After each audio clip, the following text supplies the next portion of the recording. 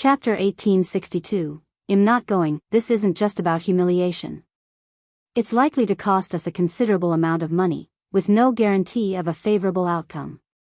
Prefect Xiao may be reasonable, but who knows what kind of person the Lord Prefect is, remarked Second Old Master Fan, expressing his concerns. Old Lady Fan's anger flared. You! Are your wife behind this? How dare you speak to me like that? You ungrateful son! The accusation caught Second Old Master Fan off guard. Mother, what are you implying? I haven't discussed this matter with her at all. And she wouldn't have the audacity. Old Lady Fan sneered, suspicion evident in her eyes. Behind my back, who's to say you aren't plotting against me? Second Old Master Fan fell silent, his expression darkening. Attempting to diffuse the tension, First Old Master Fan interjected, Mother, let's focus on the issue at hand. Old Lady Fan fixed him with a stern gaze. Are you blaming me now? Are you and your brother teaming up against me? First Old Master Fan, for the first time, the brothers felt that their mother was really senile and could not communicate at all. First Old Master Fan realized that appeasing Xiao Yunduan was crucial to protect the family's interests. He understood the delicate balance between maintaining their dignity and avoiding further conflict with the prefect's office. Despite his mother's stubbornness, he knew he had to act swiftly to address the situation before it escalated further. Sending someone to apologize to Qiao Xian was a necessary step to mitigate the potential repercussions on their business. In the face of Xiao Yunduan's influence and power, it was essential for the Fan family to navigate the situation carefully. Failure to do so could result in dire consequences for their livelihood and reputation. Therefore, despite the internal disagreements and tensions within the family, First Old Master Fan remained resolute in his determination to find a solution and protect the family's interests. Fan Ruiyan's insistence on not going to apologize added more tension to the already strained situation. Her tears and accusations only fueled the frustration of her family members, who were growing increasingly exasperated with her behavior. Realizing that their attempts to reason with her were futile, the two old masters of the Fan family resorted to stern measures, threatening to physically compel her to fulfill her obligation. This ultimatum left Fan Ruiyan feeling trapped and helpless, further intensifying her emotional turmoil. Desperate for support, Fan Ruiyan sought solace from her mother, hoping for intervention. However, to her dismay, the family's servants intervened, preventing her from seeking refuge with Old Lady Fan and effectively isolating her from potential support. In this volatile atmosphere, tensions ran high, and the resolution of the conflict seemed increasingly elusive. Fan Ruiyan's realization of her brother's seriousness struck her deeply, prompting a surge of shock, anger, and resentment. Her cries and accusations were fueled by a sense of betrayal and abandonment, as she felt her brothers had prioritized their wives over their own family. For the brothers, these accusations were not entirely new. They had heard similar complaints from Fan Ruiyan in the past, but they had dismissed them as mere grievances. However, in this moment, they couldn't help but wonder if there was truth to her words. The weight of Fan Ruiyan's accusations pierced through their hearts, leaving them feeling a chilling sense of realization. They began to question whether their past efforts to support and protect her had been in vain, and whether their kindness had indeed been taken for granted. Chapter 1863. Seeing guest off, Fan Ruiyan reluctantly bowed her head, feeling the weight of resentment heavy upon her shoulders. Accompanied by First Madam Fan, she trudged toward the backyard gate of the state office. Though the entrances were unguarded, Qiao Xian's indifferent demeanor made their passage tense. As First Madam Fan exchanged pleasantries with Qiao Xian, Fan Ruiyan's countenance remained clouded with distress. Ignoring her sister-in-law's attempts to prompt her, she trailed behind with a sullen expression. Internally, First Madam Fan seethed with frustration. She recognized Fan Ruiyan's ploy to manipulate her into speaking on her behalf, a tactic she found repulsive. Determined to reveal the truth to her patriarch, First Madam Fan resolved to confront the situation head-on. With a forced smile masking her irritation, she gently nudged Fan Ruiyan forward, her voice laced with feigned congeniality. Remember your plea at home? You implored me to accompany you and extend apologies to Madame Xiao. Yet here you stand, silent. Why this sudden reticence? Caught off guard, Fan Rian shot a brief, accusatory glare at her sister-in-law. She begrudgingly faced Xiao Xian, swallowing her pride. Madam Xiao, please accept my sincerest apologies for my misguided actions the other day. I regret my words in defense of Mrs. Guan, which undoubtedly caused you distress. Silence. Xiao Xian interjected, her voice dripping with disdain. What exactly do you think you're accomplishing here? Are you here to offer apologies, or to cast aspersions on my character? Do you take me for a fool, attempting to deceive me with hollow words? Madam Xiao, please, you've misunderstood. First Madam Fan interjected desperately, attempting to defuse the escalating tension. She's simply not eloquent. We sincerely came to offer our apologies today. Please, forgive us. Sincerity? Xiao Xian scoffed. Your sincerity is as empty as your words. Take your gifts and leave. I won't entertain such insincere apologies. Lixiao, escort our guests out, she commanded coldly. Madam Xiao, please reconsider. First Madam Fan pleaded, but her words fell on deaf ears as Lixiao and Lixiao ushered them out, their expressions reflecting their displeasure. Humiliated and enraged, First Madam Fan couldn't contain her fury any longer. As they boarded the carriage, her frustration boiled over, and she delivered a resounding slap to Fan Rian's cheek. Fan Rian recoiled in shock, her eyes wide with disbelief. Enough. First Madam Fan snapped, her finger pointed accusingly. This is all you're doing. If harm befalls the Fan family, it's because of your reckless words. You've brought nothing but chaos upon us. I knew this day would come. Fan Rian winced as she clutched her stinging cheek, her gaze fixated on First Madam Fan with seething resentment. Once, she would have erupted in fury, retaliating against First Madam Fan with all her might. Yet today, an inexplicable restraint held her back. This newfound inhibition only fueled the flames of hatred burning within her. Observing Fan Rian's smoldering glare, First Madam Fan's anger flared even hotter. With another forceful blow, she spat out coldly, You dare to hate me? What right do you have? You, the very source of the Fan family's troubles. Fan Rian's trembling intensified, torn between her raging impulses and a newfound fear. The echoes of her inner turmoil reverberated, screaming for vengeance, yet she couldn't muster the courage to act upon them. She was paralyzed by her own apprehension, her impulses silenced by a chilling dread. Chapter 1864. The Fan family is indeed dead. First Madam Fan paid no heed to Fan Rian's protests as she retreated to the safety of the mansion. She promptly instructed her trusted servant to escort Fan Rian back to her quarters and ensure she remained there. Fuming with indignation, Fan Rian attempted to voice her grievances to her mother, but her resolve faltered. Who are you to confine me like this? You're nothing but a conniving, malicious woman. First Madam Fan's smirk held a chilling edge. I am the matriarch of the Fan family, the wife of the eldest son. I granted you leniency, but don't mistake it for weakness. What entitlement do you have to raise your voice against me? A malicious woman like you has no right to lecture me. Your lack of manners is appalling. You dare. First Madam Fan's retort was cut short as she motioned for the servants to remove Fan Rian. Escort her away and ensure she's kept in check. If you fail, don't expect any leniency from me. The servants, startled by the exchange, swiftly complied. They understood that despite Fan Rian's status, First Madam Fan held the authority as the rightful mistress of the Fan family.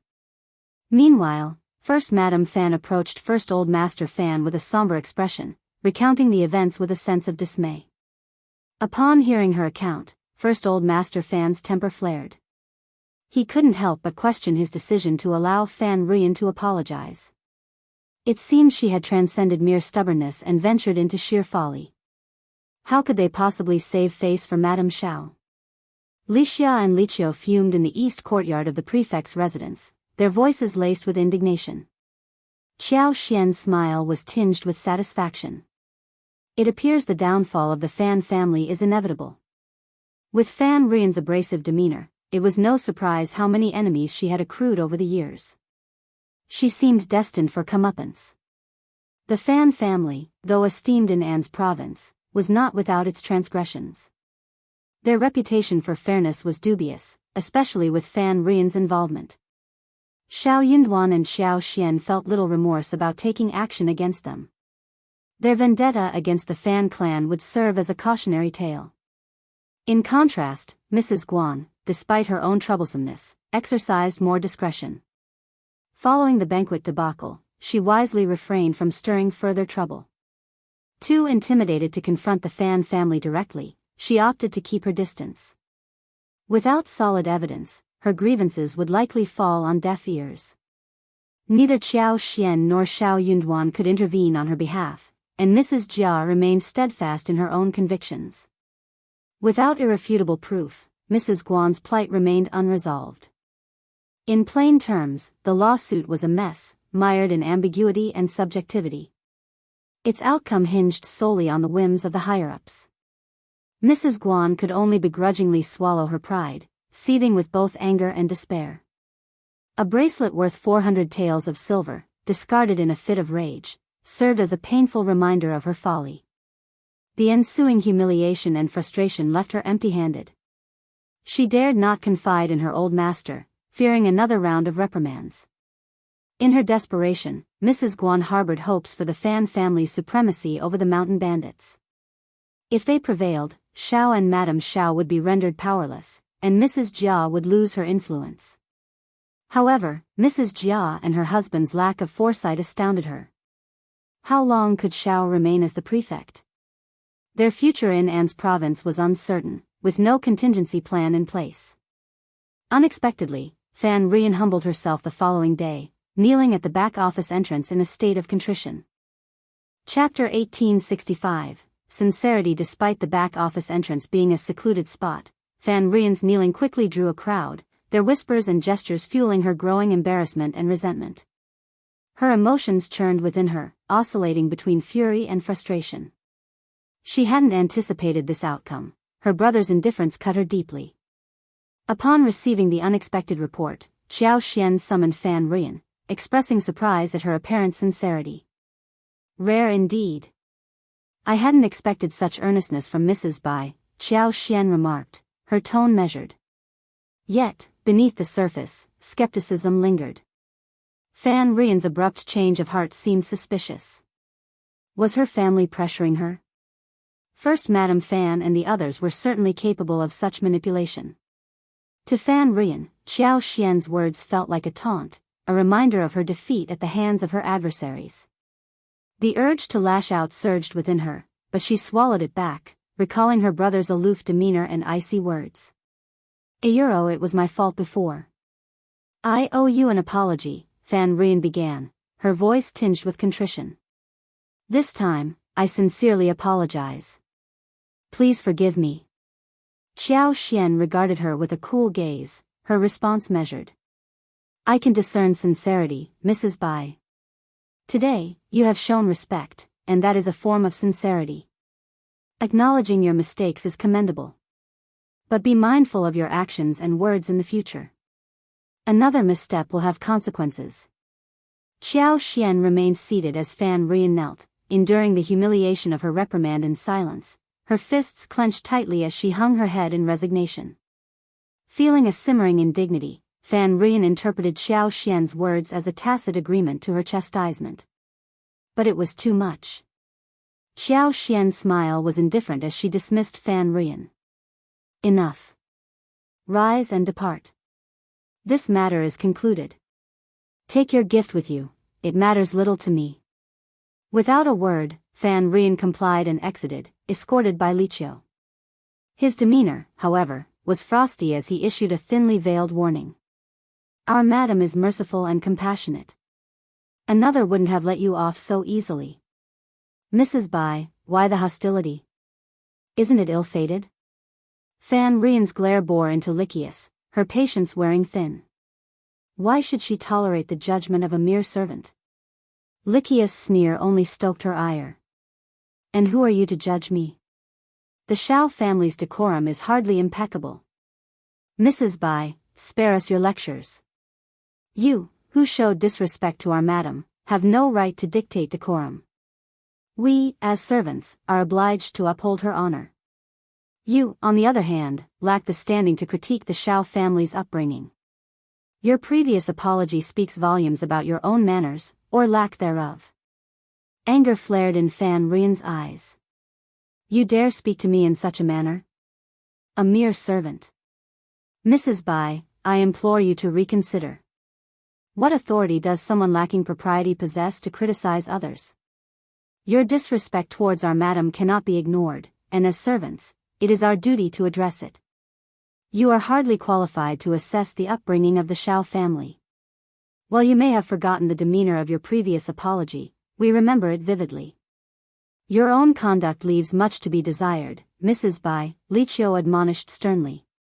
Fan Rian seethed with rage. Fine, just fine. Today, I've seen their true colors. Storming out of the prefect's office, she maintained a frigid exterior despite the turmoil within. Returning to the Fan family compound, she retreated to her quarters, dismissing the servants and collapsing onto her bed in tears. She loathed it all. Her brother's callousness cut her to the core. Her two sister-in-laws harbored disdain for her all these years, yet she remained oblivious. But what stung the most was Madame Xiao's deliberate humiliation, exacerbated by her brother and sister-in-law's insistence on her acceptance of such degradation. Chapter 1866. Battle in the giant rock gorge. An's province wasn't a place they should linger, yet circumstances compelled them to remain. Fan Rian's tears flowed unabated, fueling her deep-seated hatred. As her anguish intensified, a glimmer of ruthlessness sparked in her eyes. She clenched her fists so tightly that her sharp nails threatened to pierce her skin, yet she remained oblivious to the pain. Counting her private funds, Fan Rian withdrew 1,000 taels of silver from her stash. After deliberation, she set aside 500 taels along with 2 thumbnail-sized rubies, still unmounted. A chilling smile tugged at her lips. Surely this sum was sufficient to procure a life? Furthermore, with Lord Xiao's unyielding stance against the bandits, their retaliation was inevitable. By expediting their attack with additional funds, she hoped for the demise of Xiao Yunduan and Xiao Xian. At least one of them. Fan Rian swiftly dispatched her funds to the key figures of the Tiger Head tribe. Their selection was deliberate, as it was common knowledge in An's prefecture that the tribe's second-in-command had suffered significant losses at the hands of Prefect Xiao's constables. Once the items were delivered, the nanny relayed to the Tiger Head tribe that they had been received with satisfaction, and Fan Rian's request was acknowledged. This brought her some semblance of relief. Fan Rian's actions were underhanded, a deceitful ploy. Meanwhile, a convoy of provisions gathered from Liangshan town was already forming a lengthy procession, escorted by Sun Bai and Sun Qian from Liangshan town to the city of An's prefecture. The 3 villages eagerly awaited their chance to strike hero in the giant rock gorge. The ensuing battle was unexpectedly fierce.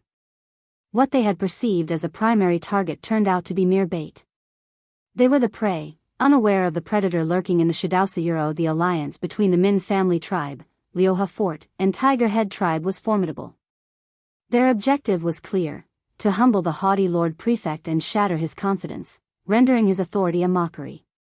Their combined forces, numbering over 100 strong, posed a significant threat. Despite Xiao Yunduan's skilled constables, they were outnumbered and outmatched. Aware of the ineptitude of the bailiffs in An's province, the 3 villages believed victory would be swift once they overpowered or eliminated Xiao Yunduan's constables. However, their expectations were shattered upon reaching the giant rock gorge. Instead of a triumphant slaughter, they encountered a living nightmare. This battle became an indelible stain on the reputation of the 3 villages. Despite their meticulous planning and caution, they underestimated the strength and resilience of their opponents. The bailiffs proved to be a formidable force, quickly regrouping and coordinating their efforts against the attackers. Despite being outnumbered, they held their ground, forming defensive formations and countering every assault. Even more disconcerting were the unknown experts among the bailiffs, whose ferocity and precision surpassed anything the attackers had encountered before. In the heat of battle, they found themselves outmatched and overwhelmed, their every move ruthlessly countered. Chapter 1867. wild and arrogant this time, proved markedly different from their previous encounter. The members of the Tiger Head tribe were stunned, realizing they had underestimated their opponents before and had been caught off guard once again. But there was more to their shock. Who was that masked expert? Their presence had caught them completely unawares, leaving them utterly unprepared. The bandits of the three strongholds, already shaken by the intensity of the battle, found themselves dumbfounded. When had these newcomers entered in Zizhou? How had they gone unnoticed? The palpable aura of battle prowess emanating from these individuals surpassed even that of seasoned mountain bandits like themselves. They had the air of seasoned warriors, hardened by countless battles on the battlefield. These were no ordinary bailiffs or martial artists. They were soldiers, veterans of the battlefield. The bandits, initially surprised, now felt genuine terror. What formidable force had they provoked? It became evident why Xiao Yunduan exuded such audacity and pride. As their comrades fell around them, the remaining mountain bandits dared not continue the fight. With panicked whistles, they scattered and fled. Their escape, however, was short-lived. Ambushed along their route, they found themselves facing a small but skilled group of adversaries. Despite their best efforts, the bandits were swiftly overwhelmed and scattered in defeat. At the conclusion of the battle, only a scant dozen managed to stagger back to their village, their ranks decimated and their spirits shattered. Panic and fear gripped every survivor, their sorry state a testament to the ferocity of the conflict. Second-in-charge Chao, esteemed leader of the Tiger Head tribe, fell victim to the chaotic flurry of swords. The third-in-charge of the Min family tribe and the second-in-command of Liuhe Fort were apprehended by the officials, while the remaining small leaders who failed to escape met their end on the battlefield. As the defeated soldiers retreated in disarray, the leaders of the three villages convened in the intermediate Tiger Head tribe, nearest to the giant rock gorge. Eager anticipation filled the air as they awaited news of the battle's outcome, their hearts buoyed by hope. Unexpectedly, they received shocking news that made them feel as if they were in a dream. It was like a bolt from the blue. Everyone was stunned by this news. So much so that his eyes and mouth were wide open, and he stood there in a daze for a long time. Second brother, how is it possibly Euro? I don't believe it. How can that dog official's subordinate be so capable? The third in charge of Tiger Head tribe shouted angrily with a pale face. He suddenly grabbed a man who had escaped and punched him twice. He grabbed him and asked sternly. Then, he was scared out of his wits. He stuttered and trembled, but he did not dare to Li Euro. There was no way he could lie about such a thing. In the end, the third in charge kicked him away, dumbfounded. The others weren't any better. The atmosphere in the rough intermediate hall was oppressive, angry, and sad. How dare you? If I don't take revenge, the heavens won't tolerate it. Revenge. Revenge. Everyone was furious. After a round of cursing, the third in charge of Tiger Head tribe angrily wanted to bring people down the mountain to take revenge. It was not easy for everyone to persuade him. Of course, revenge was imperative. However, the challenge lay in devising a plan for vengeance. Moreover, with members of the Min family tribe and Liuhe Fort captured and imprisoned in the state government prison, their priority was their rescue. They needed to secure their release before seeking revenge. Otherwise, if their enemies decided to retaliate by harming or killing the captives, their efforts would be in vain. The third in charge of Tiger Head tribe wore a grim expression. Though reluctant, he had no choice but to heed the necessity of saving their comrades. Given that this operation was a joint effort among the three clans, he couldn't act unilaterally. Furthermore, both the Min family tribe and Liuhe Fort held greater power than Tiger Head tribe, making it unwise to provoke them unnecessarily. Chapter 1868. Afraid of taking action, the third in charge of the Tiger Head tribe seethed with resentment and fury. I believe the dog officials will undoubtedly use them as bait. How do we rescue this individual? Storm the prison? I won't object, no matter what course of action you propose. His words dripped with bitterness and ire, causing the faces of everyone present to darken. Storming the prison was out of the question. The defenses at the giant rock gorge were meticulously laid out, and their forces had been decimated in their previous attempt. They couldn't even dream of infiltrating enemy territory. The recent defeat had been devastating, particularly for the Tiger Head tribe, which had already suffered significant losses before. Second-in-charge Chao's retaliatory expedition had only worsened their plight, costing him his life and leaving only 2 survivors from the tribe. With more than 2/3 of their elite warriors gone, the notion of breaking into the prison was ludicrous. Despite their reluctance to accept it, they had to acknowledge their limitations. Their actions knew no bounds. While avenging the fallen second-in-charge was a daunting task, their initial response was brutal and easy, a spree of massacre and pillage. They didn't dare breach the walls of An's city or confront Xiao Yunduan directly, but unarmed villagers were fair game in their eyes. To them, the villages were mere lambs waiting to be slaughtered. They could take lives at whim, as many as they pleased, with the government powerless to stop them. Their violence and plunder knew no bounds. Yet, they made sure to leave a few villagers alive, spinning a tale of retribution against the lord of the prefect. They blamed him for the calamity, citing his vicious actions against their brethren as justification for the villagers' suffering and demise. For years, peace had prevailed. But with the arrival of the lord of the prefect, disaster followed. They argued that to reclaim tranquility, the lord of the prefect must be driven away. Otherwise, unless he possessed the means to eradicate them all, they would endure endless torment, a cycle of harassment, pillage, and bloodshed. The specter of revenge would be looming over every resident of An's province. Should such an atrocity occur, those displaced citizens would undoubtedly harbor deep animosity towards Xiao Yunduan, leaving him in a precarious position. In response, influential families would clandestinely unite, potentially preventing Xiao Yunduan from assuming the role of prefect altogether.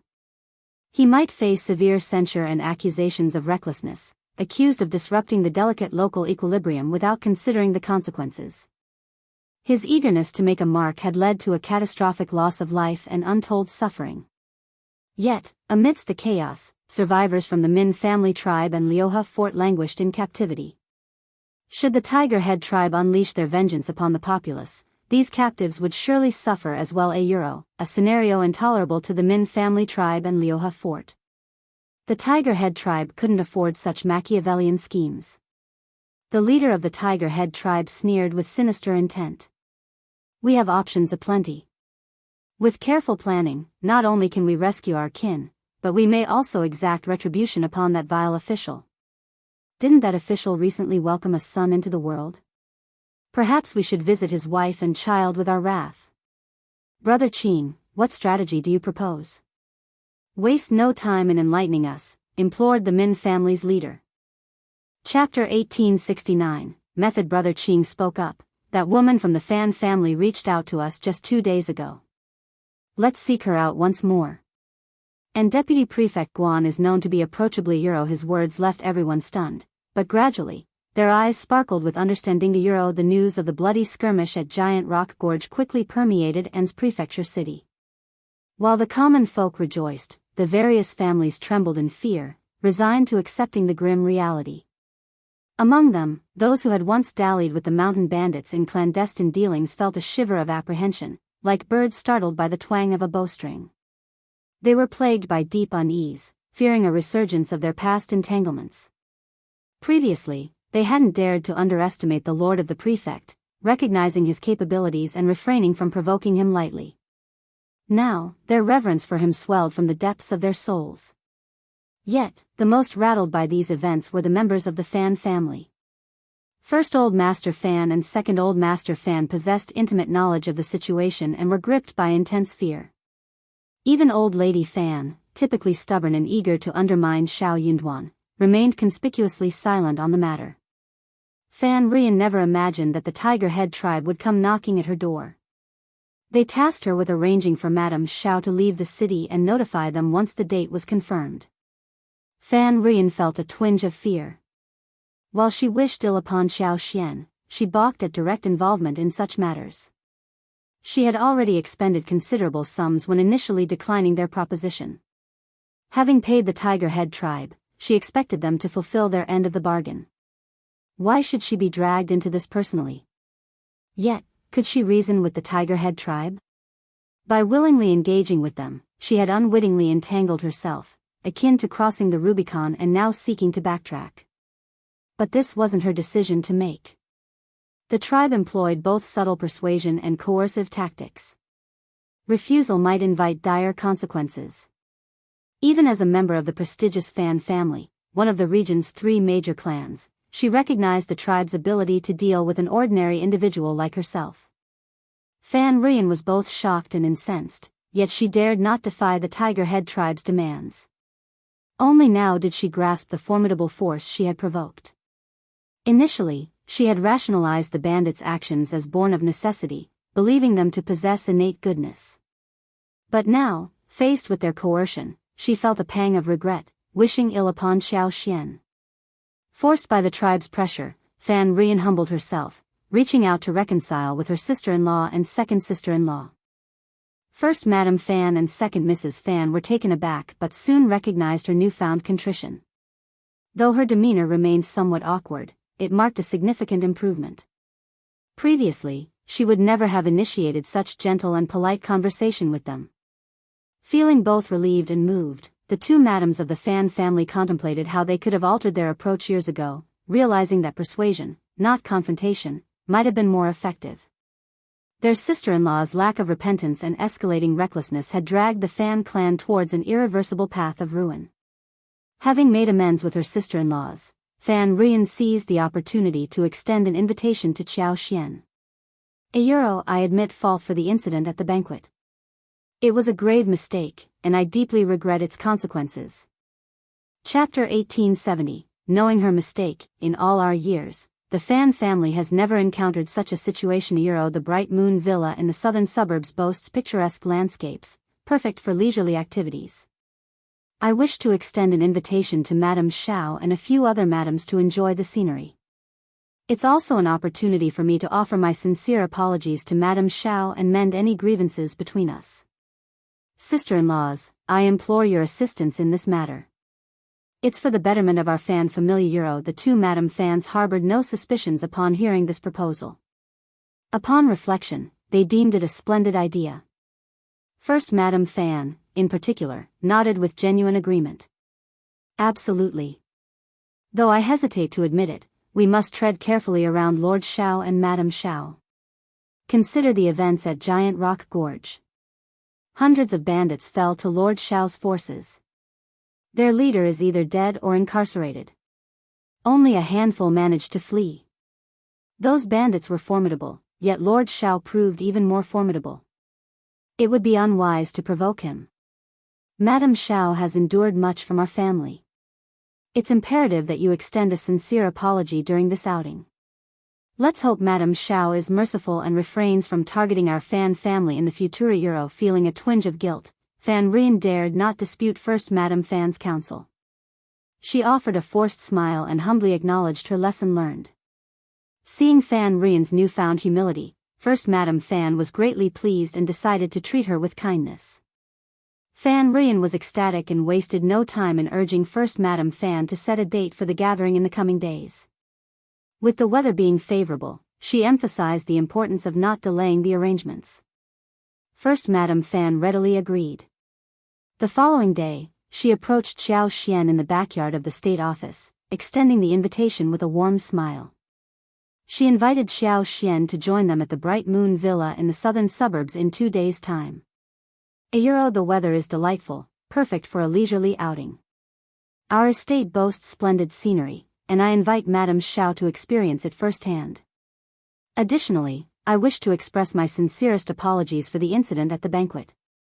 I also hope Madame Xiao will grant us the opportunity to sketch together. Xiao Xian graciously accepted the invitation with a smile, assuring her presence. First Madame Fan was elated. Showering Xiao Xian with compliments, she departed with a contented smile. Since the harrowing events at Giant Rock Gorge, numerous ladies had come to pay their respects to Xiao Xian. She could discern a palpable shift in their attitudes towards her, marked by newfound respect and admiration. In the past, politeness may have been merely superficial, but now it emanated from the depths of their hearts and bones. Li Xia, Li Qiu, and the others rejoiced for their old master and madam. Their old master's competence surpassed mere appearances, rendering superficial displays obsolete. They dared anyone to belittle their madam henceforth. Upon Xiao Yunduan's return for lunch, Xiao Xian relayed first Madame Fan's invitation to venture outside the city for scenic enjoyment and a visit to their estate. Xiao Yunduan's expression soured. The Fan family knows no bounds. Inviting you out of the city for a leisurely excursion. I can't fathom their intentions. Don't entertain it. His wife wasn't naive. Even within the city limits, Xiao Yunduan couldn't assert complete safety, let alone venture beyond its walls. Having decisively quashed the village's arrogance this time, inflicting heavy losses and debilitating their strength, he knew they would harbor intense animosity. Chapter 1871, Apologize and Treatment. Now was the time for strict vigilance, raising their guard to the utmost level. They couldn't afford to let their defenses waver in the slightest. Xiao Yunduan was adamant about safeguarding his wife. Having tasted the anguish of almost losing her once, he refused to endure it again. I don't trust the Fan family's intentions. Let's not be swayed. Bright Moon Villa can wait. Well, go wherever you wish after we've dealt with the bandits, he declared, a smile on his lips. Inwardly, Xiao Xian sighed. She yearned to accept the invitation. Even her husband's caution couldn't deter this opportunity that had presented itself. On the day of the giant rock gorge incident, she had fervently wished to go. Disguised, who would recognize her as the prefect's wife? With her presence, victory would have been assured, and none of the enemy would have escaped. No one would slip through her grasp. But she couldn't risk it. As the prefect's wife, venturing to such places was out of the question. Thus, she could only await news anxiously in the government office alongside Xiao Yunduan, who shared her apprehension. Thankfully, her hopes weren't dashed yet. This time, an opportunity had presented itself directly to Xiao Yunduan's doorstep. Naturally, he felt compelled to seize it. Xiao Xian tugged at Xiao Yunduan's sleeves, pleading, "Husband, please let me go. I can have Ai accompany us with some men. Those mountain bandits won't stand a chance if they dare to show themselves. And with prisoners in the state office's jail, they wouldn't dare to make a move. Come on, let's see if the Fan family is human or ghost." Xiao Yunduan's brow furrowed. No. It's too perilous. There's undoubtedly something amiss with the Fan family's invitation. Stop insisting. I won't allow you to take such a risk. Xiao Yunduan couldn't shake the feeling that the Fan family's invitation harbored ulterior motives. Xiao Yunduan couldn't afford to believe that the Fan family's intentions were purely benevolent. In a place like An's province, trusting all the prominent families was a risk he couldn't take. Anyone could have been in league with the mountain bandits, driven by coercion or fear of past grievances resurfacing. Xiao Xian longed to confide in him about her unique abilities, but she held back. The prospect was too daunting. She didn't want her husband to view her differently from now on. Despite Xiao Xian's pleading and various attempts to sway him, Xiao Yunduan remained steadfast in his refusal to let her go. Disappointment and discontent clouded Xiao Xian's expression. Xiao Yunduan, torn between amusement and frustration, embraced her tenderly, attempting to console her. Darling, I promise to accompany you on a trip next spring, when the centaurea blossoms and the landscapes are resplendent. Isn't that scenery more enticing? I've already devised a plan to apprehend the remaining mountain bandits before the new year. They won't linger until then.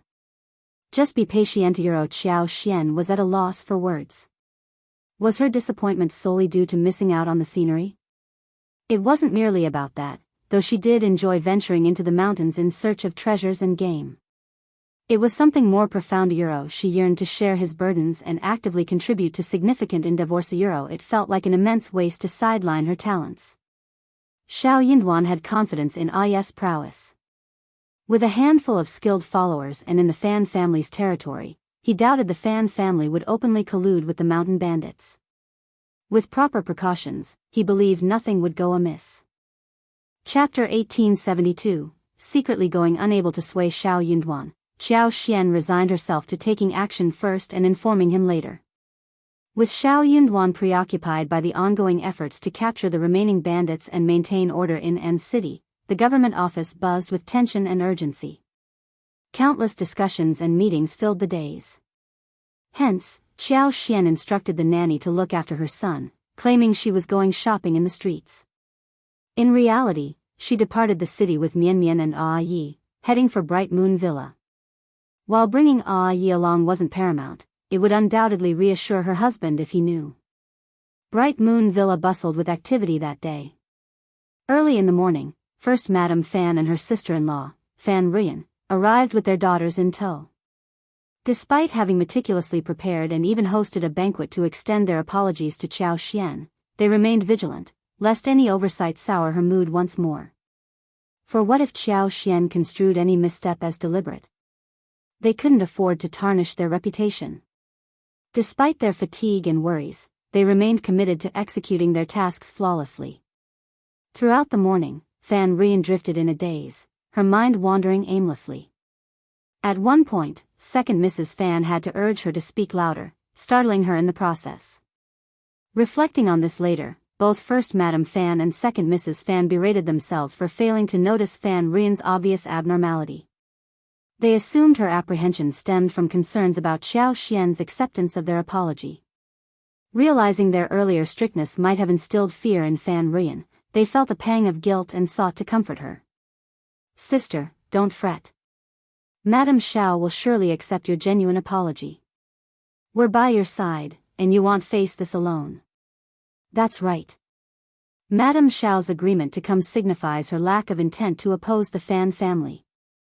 "I won't say much, but ever since Madame Xiao arrived in An's province, she hasn't exhibited any domineering behavior or deliberately made things difficult for anyone. Except for Mrs. Guan, of course. She brought it upon herself." Exactly. Fan Ruyan found no comfort in their words. She felt her sister-in-laws were too noisy, and their remarks made her feel like she was scolding a locust for no reason. Growing increasingly distraught, she responded with nonchalance, trying to calm her mind with casual indifference. Around 10:30, Xiao Xian arrived at Bright Moon Villa. The carriage pulled directly into the manor, prompting first Madame Fan and others to rush out to greet them. All the guests, aside from the Fan family hostesses, gathered to welcome Xiao Xian with smiles, displaying respect in their friendly demeanor. Noticing this, Xiao Xian felt a mixture of amusement and emotion. She was even prouder. Her husband's influence was so significant that he could finally command the respect of these people. However, this was just the beginning. The ordeal was far from over. This was the most critical moment, with no room for error. Chapter 1873, Can't Dislike It, Can't Kill It. Xiao Xian, however, harbored a wish for the banquet to be less enjoyable, perhaps even attracting more bandits. Upon catching sight of Xiao Xian, a surge of both old and fresh resentment flooded Fan Ruyan's heart, momentarily eclipsing her anxiety. She pressed her lips together tightly, shooting Xiao Xian a frigid glare before bowing her head and dutifully trailing behind first Madame Fan. That was the extent of her efforts. She couldn't vie for Xiao Xian's favor like the opportunists. To avoid complicating matters further, she chose silence. First Madame Fan greeted her with a smile and a discreet wink, signaling for her to impress Madame Xiao. But her sister-in-law seemed too rattled by recent events to notice the gesture, nervously keeping her gaze lowered. First Madame Fan couldn't afford to be too overt, fearing it might backfire or require coercion. Any verbal misstep due to nerves could be disastrous. Xiao Xian saw through Fan Ruyan's facade immediately. Fan Ruyan's demeanor remained unchanged, merely concealed beneath a veneer of composure. Xiao Xian hadn't anticipated her audacity in seeking favors from a tiger. She presumed Fan Ruyan still harbored animosity but lacked the courage to express it, embodying the proverbial, "I can't shake her off even if I dislike her." That was all. Xiao Xian paid little heed to such matters.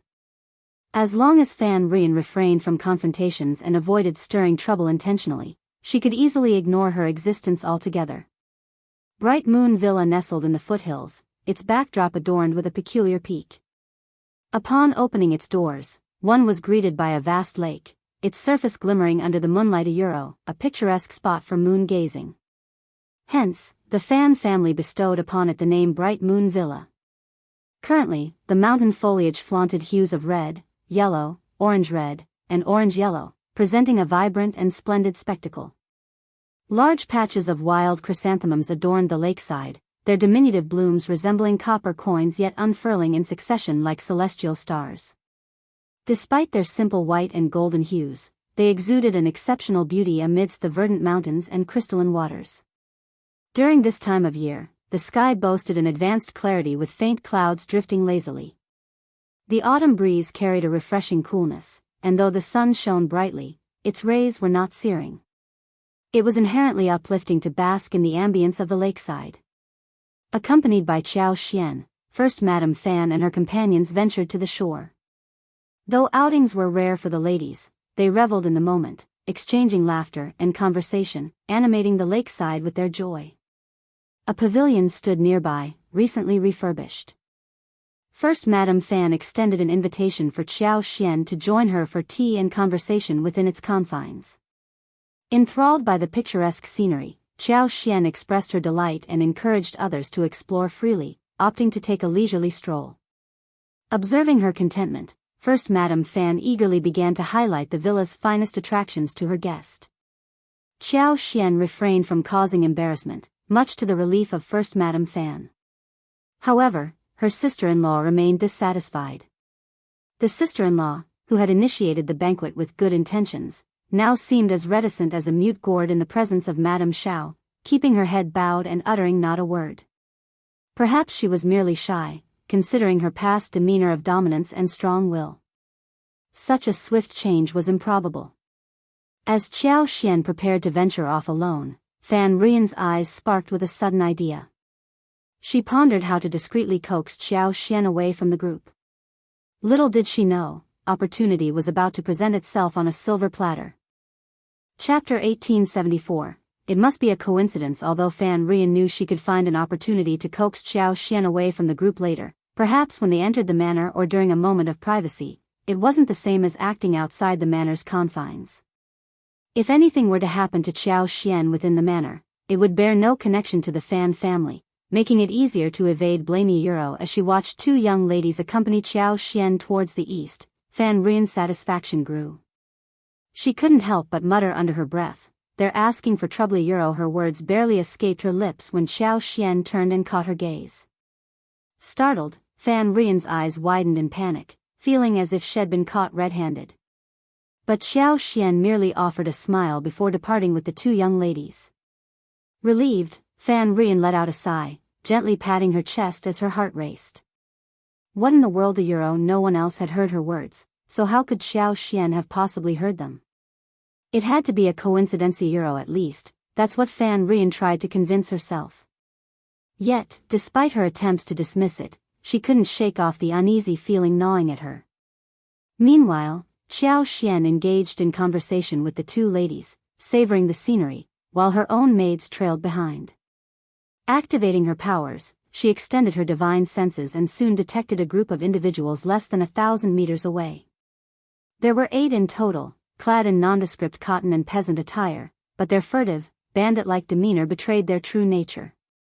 It appeared the Fan clan was indeed up to no good. Euro. Their disregard for her husband was evident, otherwise, why would they act so recklessly? Listening in on their conversations was unbearable. They spoke as though she was already their captive audience. Qiao Xian had no intention of wasting any more time. Maintaining the facade of enjoying the scenery, she unleashed her powers. Suddenly, the mountains trembled and the earth split open. Before the intruders could even react, they were struck unconscious by falling debris, silenced before they could comprehend what had transpired. The cacophony of falling rocks startled Qiao Xian and her companions, prompting screams that soon drew First Madame Fan and the others to the scene. "Madame Xiao. What's happening? Are you all right?"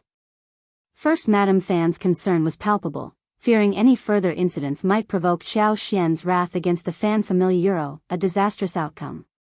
Nervously, Qiao Xian gestured towards the distance. "We were simply admiring the scenery when a landslide occurred. We should send some people to investigate." Ah Yi, who had been observing from afar, approached cautiously upon hearing the commotion. However, he maintained a respectful distance from the women. Upon receiving Qiao Xian's instruction, he nodded. Of course, madam. The two startled ladies, still recovering from the shock, expressed their lingering fears to Qiao Xian, who reassured them with a comforting smile. With no time to spare, First Madame Fan swiftly organized a group of servants to accompany her. Madame Xiao, landslides are not uncommon in these mountains, she reassured, hoping to allay any concerns. Chapter 1875, Instant Removal. It's not uncommon for soil to give way, rocks to tumble down, trees to snap, or sudden flash floods. As long as it doesn't directly affect us, no matter how tumultuous it gets, it's manageable. I didn't anticipate scaring you today. I apologize, Madame Xiao. Please forgive me. Qiao Xian shook her head with a reassuring smile. First Madame Fan, you're not to blame. It wasn't intentional, and I'm not one to hold grudges. How could I fault you? Please, don't apologize. Laughter rippled through the group, easing the tension. Madame Xiao's rationality and understanding were apparent. Fan Rian's lips twisted in a silent sneer of disdain. Who couldn't speak prettily on the surface? But who could discern their true intentions? This person had always been adept at sweet talk, like a blooming lotus. It wasn't news to anyone. Weren't these people a bit too trusting? First Madame Fan playfully chided, Madame Xiao, you truly are generous. I feel ashamed of my pettiness.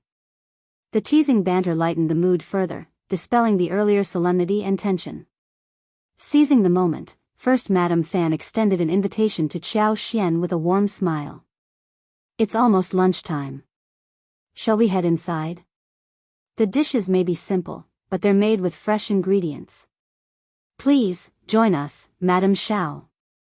She harbored genuine fear of another mishap, finding solace in the safety of the manor's area. This sentiment resonated with the group, garnering unanimous agreement. Qiao Xian, with a smile, remarked, exploring the wild can be intriguing, and freshness is indeed a precious commodity. First Madame Fan, your humility is commendable. We are fortunate today. However, I can't help but feel compelled to uncover the truth. Let's wait and see what transpires. Despite First Madame Fan's reluctance, Qiao Xian's insistence left her with little choice but to acquiesce. Some among the group, fueled by curiosity, opted to stay and observe. They craned their necks, whispering among themselves in anticipation. Residing in a mountain town, they were no strangers to occasional mountain collapses, often triggered by prolonged heavy rain. However, such occurrences typically had a discernible cause. Before long, two maidservants rushed over, their expressions unreadable from a distance but clearly fraught with anxiety and urgency. Did something really happen? I don't know. It looks like Havensa. First Madame Fan's heart skipped a beat. First Madame. Something is wrong. The two maidservants finally ran over, out of breath. A collective gasp swept through the group. First Madame Fan's ire flared. Mind your manners. What's the matter? Why are you alone? Where are the others? The two maidservants stiffened, their expressions growing tense before hastily responding. There's been a massive collapse nearby. Several individuals are unconscious, some partially buried and unresponsive. The others are stationed there. Yi instructed us to inform and summon additional help. Indeed. Panic ensued. What? Unconscious individuals? How did this happen? Who ventured there? Chapter 1876, Strange Man. Heavens, Thesa. This didn't kill anyone, right? That's horrible. Hurry up and tell us what happened. True. Qiao Xian's voice cut through the tension, commanding attention. Everyone, quiet down. First Madame Fan, dispatch servants to aid them. Yi wouldn't alarm us without cause. There must be a reason behind his actions. You two, recount everything from start to finish. Don't hold back. First Madame Fan's thoughts whirled with apprehension. She swiftly instructed the maids to summon help, then turned her gaze to the two maidservants. The assembled group fell into a hushed silence, fixating on the maidservants with unwavering attention. The two maidservants hesitated momentarily before relaying their account.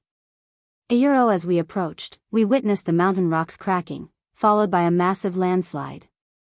8 men lay unconscious, some partially buried in the soil. It was a distressing sight. Euro, all 8 appeared to be middle-aged, clad in ordinary attire, and unfamiliar to us. It's puzzling how they ended up there." Euro, a veil of suspicion shrouded the onlookers as they subtly scrutinized First Madame Fan. The proximity of the collapse to their scenic spot raised doubts about the stranger's presence.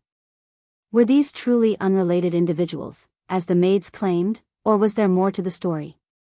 Who could say if they were being truthful? Luckily, Madame Xiao's own servants had accompanied them. Otherwise, if those who went over were all from the Fan family, they might have kept it under wraps. Euro, but if these individuals were indeed invited by the Fan clan, what was their intent? What did the Fan clan have in mind? Regardless, the situation felt unsettling, and it likely involved the Fan clan. Unease rippled through the group, prompting a collective desire to depart promptly. As long as the Fan clan refrained from meddling, it was tolerable. Observing the unease among the attendees, First Madame Fan couldn't help but inwardly lament. She wasn't concerned about others' opinions, but she fretted over Xiao Xian's suspicions. "Madame Xiao, this is truly peculiar. We wouldn't dare deceive you. The Fan family is as unaware as you and the other ladies. Please don't worry. I'll provide you with a thorough explanation." Xiao Xian regarded her solemnly. "I trust you implicitly.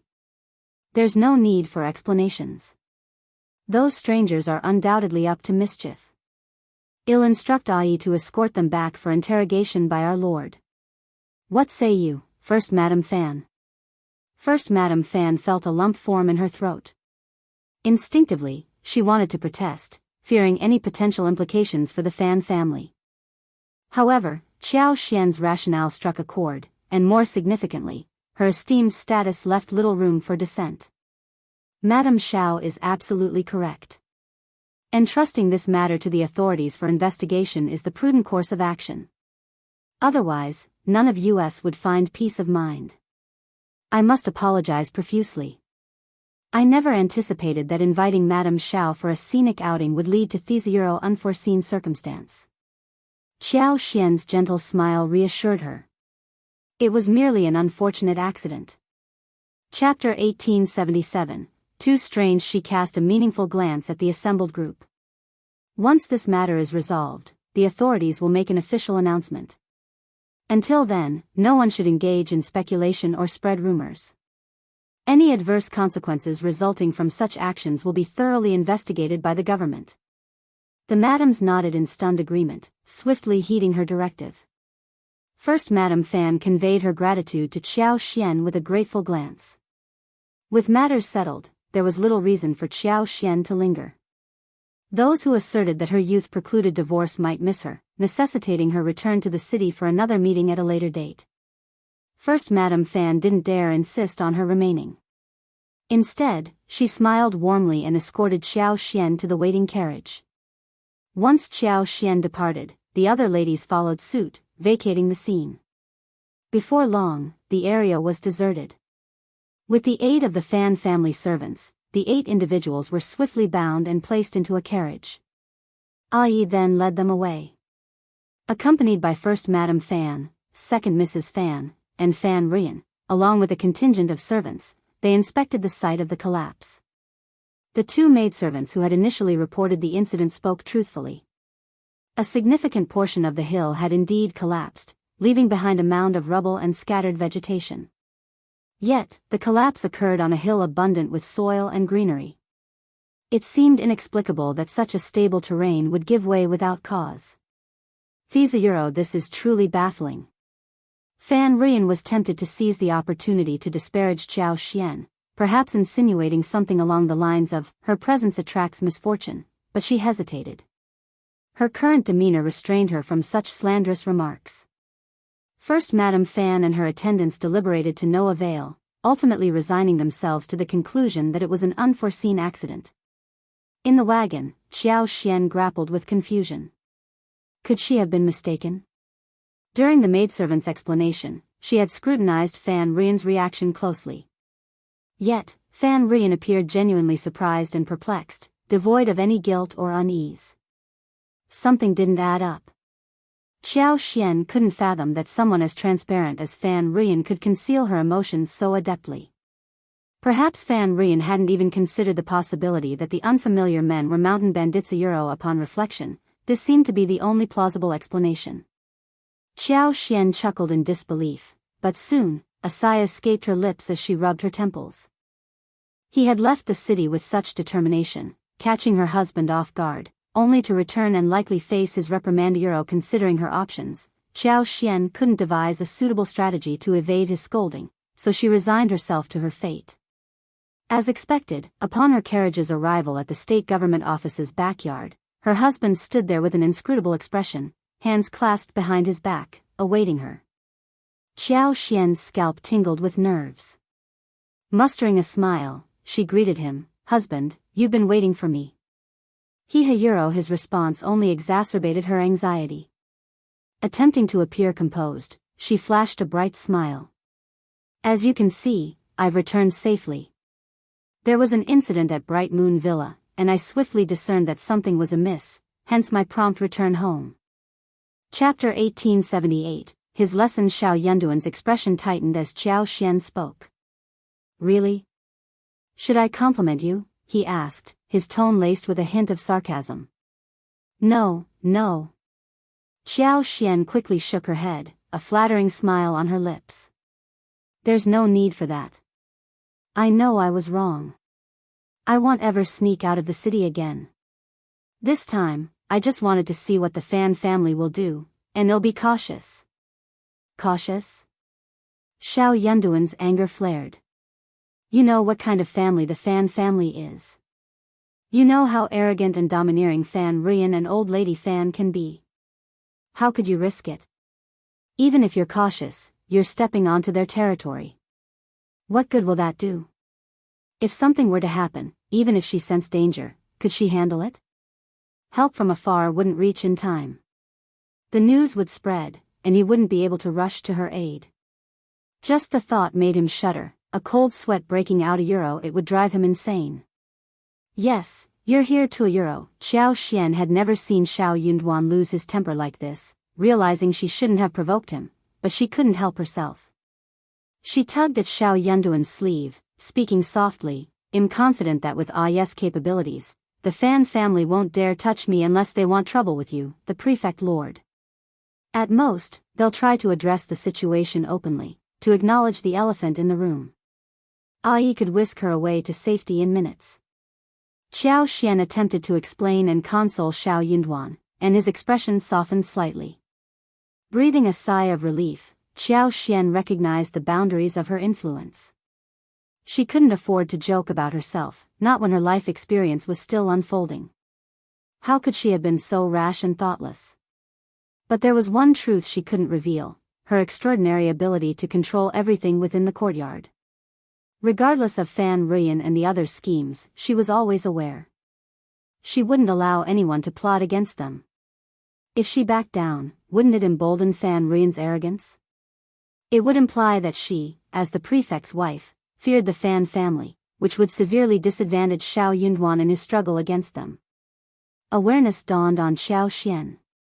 The stakes were high, and many keen observers were watching the power struggle between the prefect and the Fan family.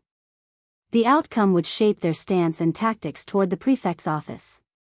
Xiao Xian refused to be a liability. The Fan family had brazenly invited confrontation, and she intended to deliver a resounding blow. Moreover, she was determined to drive them to the brink of madness. Xiao Yunduan sighed, gently grasping her hands. "I understand you're trying to support me, my dear, but there's no need. I'm genuinely worried. I'm scared too." Xiao Xian interjected with a smile. "I won't act independently anymore." Xiao Yunduan's expression softened. "That's what I want to hear." "Absolutely," Xiao Xian affirmed. "I'll always consult with you." Xiao Yunduan paused, contemplating. He sensed there was still a lesson she needed to learn. Chapter 1879, the second day Xiao Xian was left speechless. "I'm not pretending," she insisted. "I just feel like resting a bit longer." Even in defeat, she refused to admit defeat. Despite his unreasonable behavior, she tried to see reason in it. Xiao Yunduan didn't argue, merely smiling. "You slept from yesterday afternoon till now. Do you still want to rest?" "What?" Xiao Xian's eyes widened. Was it already the next day? The brightness of the sun confirmed it. She realized her perception was skewed. Late autumn meant shorter days and longer nights. She had thought she slept for a significant period with the elder, but apparently not. Xiao Yunduan noticed her shock, his smile widening. Xiao Xian composed herself, refusing to give in. She couldn't let him think he'd won. So she blinked and replied calmly, "I know, but I could still use a bit more rest." Wanting to say, "I'm just tired and need more sleep," she changed her words, fearing it might stroke his ego too much. Xiao Yunduan chuckled softly, pinching her cheeks affectionately before enveloping her in his arms. His voice lowered, carrying a note of sternness. "Promise me, no more recklessness. Do you understand the danger? Think of our son and me." He had placed too much trust in her, never imagining she'd act so boldly without consulting him first. The moment he heard the news, a chilling fear gripped him, his heart plunging like it had been struck by lightning. He dared not contemplate the consequences. Those mountain bandits lacked even the fourth prince's limited restraint. If she fell into their hands, the suffering she'd endure was unimaginable. He wouldn't blame her, but he couldn't sway public opinion. And what if? What if he couldn't reach her in time? He swiftly dispatched guards and headed to Bright Moon Villa, determined to protect her without alarming her, though his heart seethed with silent reprimand. Although he chastised himself inwardly, Xiao Yunduan couldn't bring himself to forcefully stop her from leaving the city. So, he silently reproached himself. This woman dared to be so bold, and he bore some responsibility for it. Hearing his words, Xiao Xian felt a pang of guilt, her heart softening. She reached out, wrapping her arms around his waist, and nestled her head against his chest. "I understand, my love. I promise, I won't put myself in harm's way. With Ai and Ben Lei by my side, along with the guards, I can ensure my safety. I couldn't bear to put you and our son at risk. I want to support you," she continued earnestly. "I don't trust Fan Rian's intentions, inviting us for a meal. I just want to see what she's plotting, what the Fan family is up to. Until these matters are resolved, we won't truly be safe. I know my limits." Xiao Yunduan's touch was gentle as he stroked her hair. "All right, I'll trust you from now on. But promise me, you won't do something like this again, understood?" He truly had no other choice. He couldn't confine her to their home and deny her freedom. Chapter 1880, Don't dare again. In that case, it was better for him to be proactive and ensure her safety by sending someone to protect her. It was far preferable to her taking such risks on her own. Xiao Xian smiled, nodding. "Yes, I understand, husband. I'll heed your advice." "Bah." Xiao Yunduan scoffed, not entirely convinced by her words. He reached down, playfully pinching her soft waist, and whispered, "If you dare to defy me again, I'll have you confined to bed for 3 days and nights." Xiao Xian blushed, suddenly feeling self-conscious. She pushed him away, retreating under the blanket, and pouted coyly. "Just go already. Independent Illinois, get up." Xiao Yunduan grinned. "Are you sure? Shall I help you change first, or should I take a bath?" "Wife, do you want Li Xia and Li Qiu to see those marks on your body?" Xiao Xian's face flushed hotter, her body turning limp. She couldn't bring herself to meet his gaze but still managed to pout. "It's all your fault." From yesterday afternoon until now, she felt utterly embarrassed as the lady of the household. This man was shameless. Wasn't he worried about being slandered behind his back? Of course not. He was the master here. Who would dare speak ill of him? Old Master seemed to have an answer for everything, or so he thought. But Xiao Xian shook her head inwardly. Xiao Yunduan smiled proudly, unfazed by any hint of shame. I'll have someone prepare a bath for me first, all right? Xiao Xian, eager for the soothing warmth of a bath, readily agreed.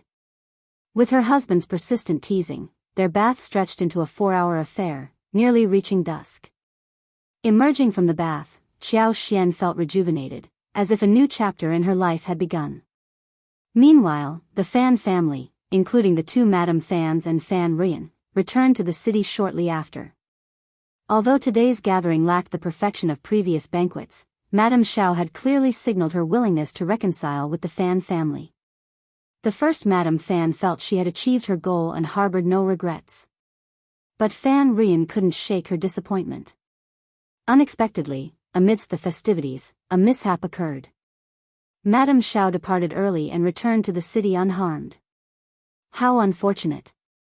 Fan Rian lamented, still unaware of the connection between the unconscious men and the bandits. She only regretted the missed opportunity. Why hadn't the bandits struck earlier? If only they had arrived earlier to snatch Xiao Xian away. Fan Rian never anticipated a knife at her throat in the dead of night. Don't move. From the mountain. The voice belonged to one of the mountain bandits. Fan Rian breathed a sigh of relief, assuming him to be an ally. Why are you only here now? You said you'd snatch someone from Bright Moon Villa during the day. Xiao Xian went there today, but you didn't show Yupiro. Shut up. The knife pressed harder against her neck. Are you playing dumb, you wretch? The searing pain made Fan Rian tremble. She dared not move, her voice quivering. What do you mean, Yuro? Are you asking me? The man's teeth clenched, his curses venomous. 8 of our men went, none returned. Heard they were nabbed by the authorities. Did you rat us out, you filthy traitor? Chapter 1881, Interrogation. In the middle of the night, enraged, the mountain bandit stowed his knife and delivered a harsh slap to Fan Rian's face. His hand was rough, calloused, and scarred. In his fury, he showed no mercy. The force of the blow sent half of Fan Rian's face recoiling, blood trickling from the corner of her mouth, her head throbbing. Suppressing a scream, she clenched her teeth, groaning as if her molars had loosened. Clutching the blanket tightly, she struggled to sit up, her voice trembling. What did you say? Her expression shifted drastically. Could it be them? What are you talking about? The man demanded. Speak. Fan Rian's vision blurred, nearly fainting. Fear mingled with fury. How foolish. Why hadn't she realized sooner? Who else but those mysterious men near Bright Moon Villa? Why hadn't she made the connection earlier? With trembling lips, she recounted the entire encounter to the bandit. Yuyuro, foolish woman. The man's rage surged. He slapped her once more, his teeth clenched. Traitor. Those were our comrades. You watched them get taken by the authorities. The man seemed to favor alternating his slaps, landing one on each side of Fan Rian's face. Fan Rian had always been cautious and diligent about her skincare. Her skin, fair and delicate as tofu, couldn't bear the force of the blows. Her face reddened and swelled instantly, streaked with red, purple, and blood, a ghastly sight. Tears streamed down her face, the pain nearly rendering her unconscious. She covered her battered face, voice trembling with tears. I didn't know Yuro, it's too coincidental. But, Buta Yuro, the man glared at her, his expression darkening as he sneered. Crafty woman, do you take me for a fool? Such coincidences don't exist. I know the terrain near Bright Moon Villa well. Rocks don't collapse without reason, and it's implausible for all 8 to be knocked out simultaneously. Do you really expect me to believe this? The 8 men who descended the mountain were seasoned elites. The one leading the raid was the 3rd in command of the Tiger Head tribe and 2nd in command of the Lioha fort. He was the 4th in command of the Min family tribe and led 12 others to meet them 5 kilometers away. Capturing the wife of an official's dog required utmost vigilance. They were well acquainted with the terrain, confident that the official couldn't thwart them. But this accident blindsided them. A blasted accident. Even if rocks fell, their skills would prevent everyone from passing out. This treacherous woman must be lying. Have you been colluding with the government? Did you orchestrate today's events to ensnare us? How dare you plot against me, you wretch? No, no. I swear, I'm innocent. Fan Rian's heart raced with fear. I'd never betray you. If I did, would I allow myself to be captured? The officials won't spare our Fan family. Surrendering to them is out of the question. Their demise is our only hope. Your Majesty, you must believe me. The man glared at her with venom. Deep down, he believed her. He cared little for the feud between the Fan clan and officials, but he trusted that Fan Rian, foolish as she was, lacked the courage to betray them.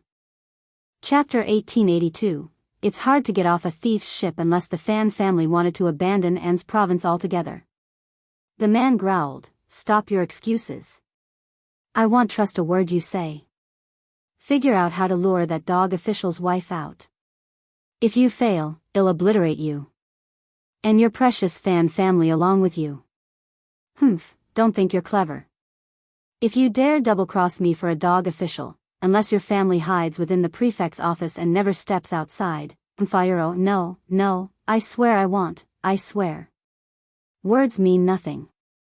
I want action. Get up and write something. Now." Fan Rian hesitated. Written evidence could easily fall into the wrong hands, becoming a vulnerability. But with a knife at her throat, she had little choice. Once aboard the pirate ship, it wasn't easy to disembark unscathed. The loyal worldly folks she thought she knew were ruthless bandits willing to wield their blades against innocents without a second thought. Fan Rian dared not refuse, muttering her grievances silently. With trembling hands, she penned the incriminating evidence and pressed her fingerprint. Illiterate as he was, the bandit trusted Fan Rian's sincerity. If she dared deceive him, her Fan family would face dire consequences. Satisfied, the bandit nonchalantly pocketed the document. He glared at Fan Rian, sneering, "Listen up, you wretch. You have 3 days to lure that dog official's wife out of the city, by any means necessary. Fail, and you'll face my wrath." "Butayuro, what?"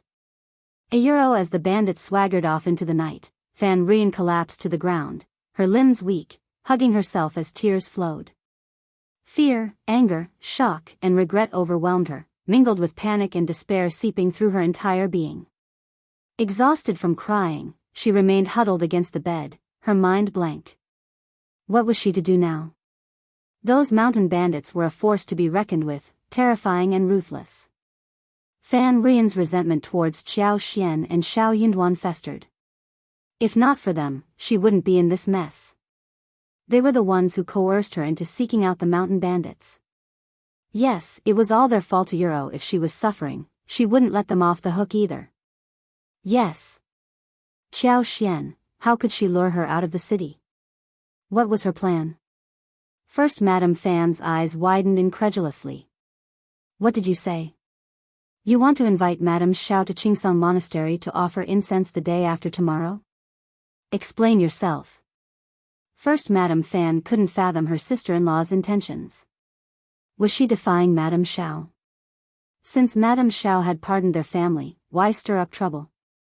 She was already apprehensive. Every time she invited Madame Xiao, something went awry. She dared not do it anymore. But her sister-in-law seemed undeterred. Fan Rian masked her embarrassment with a smile. "Sister-in-law, I still feel uneasy. Madame Xiao might say she doesn't hold grudges, but who knows if she's just being polite. After all, we invited her to Bright Moon Villa for a scenic view and a banquet, but she left without eating lunch. Euro. If she harbors resentment, wouldn't that be a euro?" Chapter 1883, Treating again. "So, I initially thought the 15th was 2 days from now. Qingsong Monastery is renowned for its vegetarian fare, so perhaps it's best to keep the guest list to just Madame Xiao. Mrs. Jia mentioned she's tied up at home, or else we could have extended an invitation to her as well. With a small gathering, we can enjoy the best of both worlds." Initially, Madame Fan hesitated against Fan Rian's persuasion. After pondering for a moment, she found no harm in expanding her social circle. This was how acquaintances turned into friendships. Buta Euro will Madame Xiao agree to come Euro? To be frank, if she were in Madame Xiao's shoes, she wouldn't have accepted her own family's invitation. She will agree. Anything less and she'd be unhappy. That simply wouldn't do. Seeing her sister-in-law's puzzled expression, Fan Ruyan realized she was rushing things. She forced a smile. Sister-in-law, you're the matriarch of the Fan family. If Madame Xiao wishes to be a supportive spouse to Lord Xiao, she'll undoubtedly seek favor with the Fan family and honor your invitation. If you reach out to her first, she may even be eager. First Madame Fan found this reassuring. After contemplating for a moment, she smiled and said, indeed, fostering a good relationship with the prefect's wife would benefit our family. Very well, I shall extend the invitation tomorrow. Absolutely. Fan Ruyan hastily agreed with a smile. But if you're planning to invite her, why wait until tomorrow? It's still early today. Why don't we go now? It'll give Madame Xiao ample time to prepare. First Madame Fan furrowed her brow and acquiesced. Very well. Initially hesitant to comply, she found herself swayed by the urgency. Yet, upon reflection, she wondered if this sudden eagerness from her sister-in-law was instigated by her mother-in-law. Why else would she be so keen on inviting Madame Xiao when she had previously opposed the idea? It must be her mother-in-law's influence. With a smile, first Madame Fan remarked, but on the day of the ceremony, you must engage with Madame Xiao warmly and actively. We cannot afford to repeat yesterday's mistakes. If we've extended an invitation to Madame Xiao, it's imperative that we alter her perception of us entirely. Do you agree? Certainly, sister-in-law. I'll proceed with caution. Fan Ruyan nodded, her mind focused solely on securing Qiao Xian's presence. As for the future? Well, she would deal with that when the time came. First Madame Fan couldn't help but feel a surge of pride at her words. Such foresight was a rarity. At that moment, without further delay, arrangements were set in motion. Gifts were prepared, and they set off, dressed impeccably, to the state government office's courtyard to extend their invitation. Qiao Xian accepted with a smile. First Madame Fan departed, content with the outcome. Li Xia and Li Qiu exchanged worried glances. Madam, I can't shake off this feeling that something's off about the Fan family lately. Absolutely. Who keeps hosting endless meals like this? It's rather suspicious. Madam, perhaps it's best if you skip the incense ceremony. I can't shake the feeling that the Fan family is up to no good. A sacred place like the temple is ripe for manipulation. It just doesn't sit right with me. Qiao Xian cast them a glance and chuckled. You two are quite observant, aren't you? Your vigilance has certainly improved. Li Xia and Li Qiu exchanged a smile. After all these years by Madame's side, we must have picked up a thing or two, no matter how slow we were to start. Chapter 1884. I just want to see what they want. The trio enjoyed their conversation, sharing laughs. Li Xia and Li Qiu hinted at the possibility of declining the Fan family's invitation. No need to decide just yet, I'll ponder it, Qiao Xian replied. Though she initially intended to attend, she decided to consult her husband before finalizing her decision to avoid any potential conflicts. After all, he had a tendency to become irritably Li Xia and Li Qiu trusted their mistress to make the right choice and nodded with smiles. Just then, the nanny, Kaiyue, arrived with the young master, who had just woken up. Laughter filled the room as they all played together. Xiao Yunduan returned in the evening, and the couple shared a meal. Sensing her husband's upbeat mood lately, Qiao Xian seized the opportunity to broach the topic of the invitation from First Madame Fan. Nestling against his arm, she spoke sweetly, Darling, what do you think about visiting Qingsong Monastery? I've heard their vegetarian cuisine is exceptional, especially the pine mushrooms and bamboo shoots harvested from the mountain's forest. They're said to be exquisite. Xiao Yunduan's silence spoke volumes. No wonder Qiao Xian had sensed something amiss the entire night. There was indeed cause for concern. You wish to attend? Yes. Xiao Xian affirmed. I suspect the Fan family has ulterior motives. Before Xiao Yunduan could respond, she continued, but I merely wish to discern their intentions. Xiao Yunduan's expression turned grim as he sneered. Merely attending the banquet at Bright Moon Villa yesterday led to a run-in with mountain bandits. I could dispatch officers to apprehend the Fan family on mere suspicion. Yesterday, Ai had brought back 8 captives, and after thorough interrogation by Xiao Yunduan, Sun Bai, Sun Qian, and Jing Sang, it was revealed that 2 among them were leaders, while the rest were significant accomplices. This revelation sent shivers down everyone's spines once more. Jing Sang and his team were seasoned and resolute in their belief that the mountain bandits were undoubtedly linked to the Fan family, despite their denial. In this world, coincidences were a rarity. It just so happened that Madame attended the banquet at Bright Moon Villa. It just so happened that the bandits appeared near the villa simultaneously, each one a skilled operative. It required no stretch of the imagination to conclude that they were targeting Madame, intending to abduct her, perhaps to negotiate for the release of their captured leaders. However, fate had a different plan. Before they could execute their scheme, they encountered an unexpected setback. Truly, the saying held true, the heavens have eyes. Clarifying the truth behind the matter proved to be a straightforward task. Under interrogation, it was unlikely that these individuals could endure punishment without breaking. Once a confession was obtained, they could proceed to apprehend the Fan family. With the Fan family in custody, no stone would be left unturned in the interrogation process. However, Xiao Yunduan hesitated to entangle himself with the Fan family at this juncture. The paramount concern remained the 3 villages. With the commencement of hostilities, the conflict between the 2 factions had officially commenced. Their objective was to eradicate the opposition entirely in one decisive strike. In comparison to the Fan clan, these individuals posed a greater threat.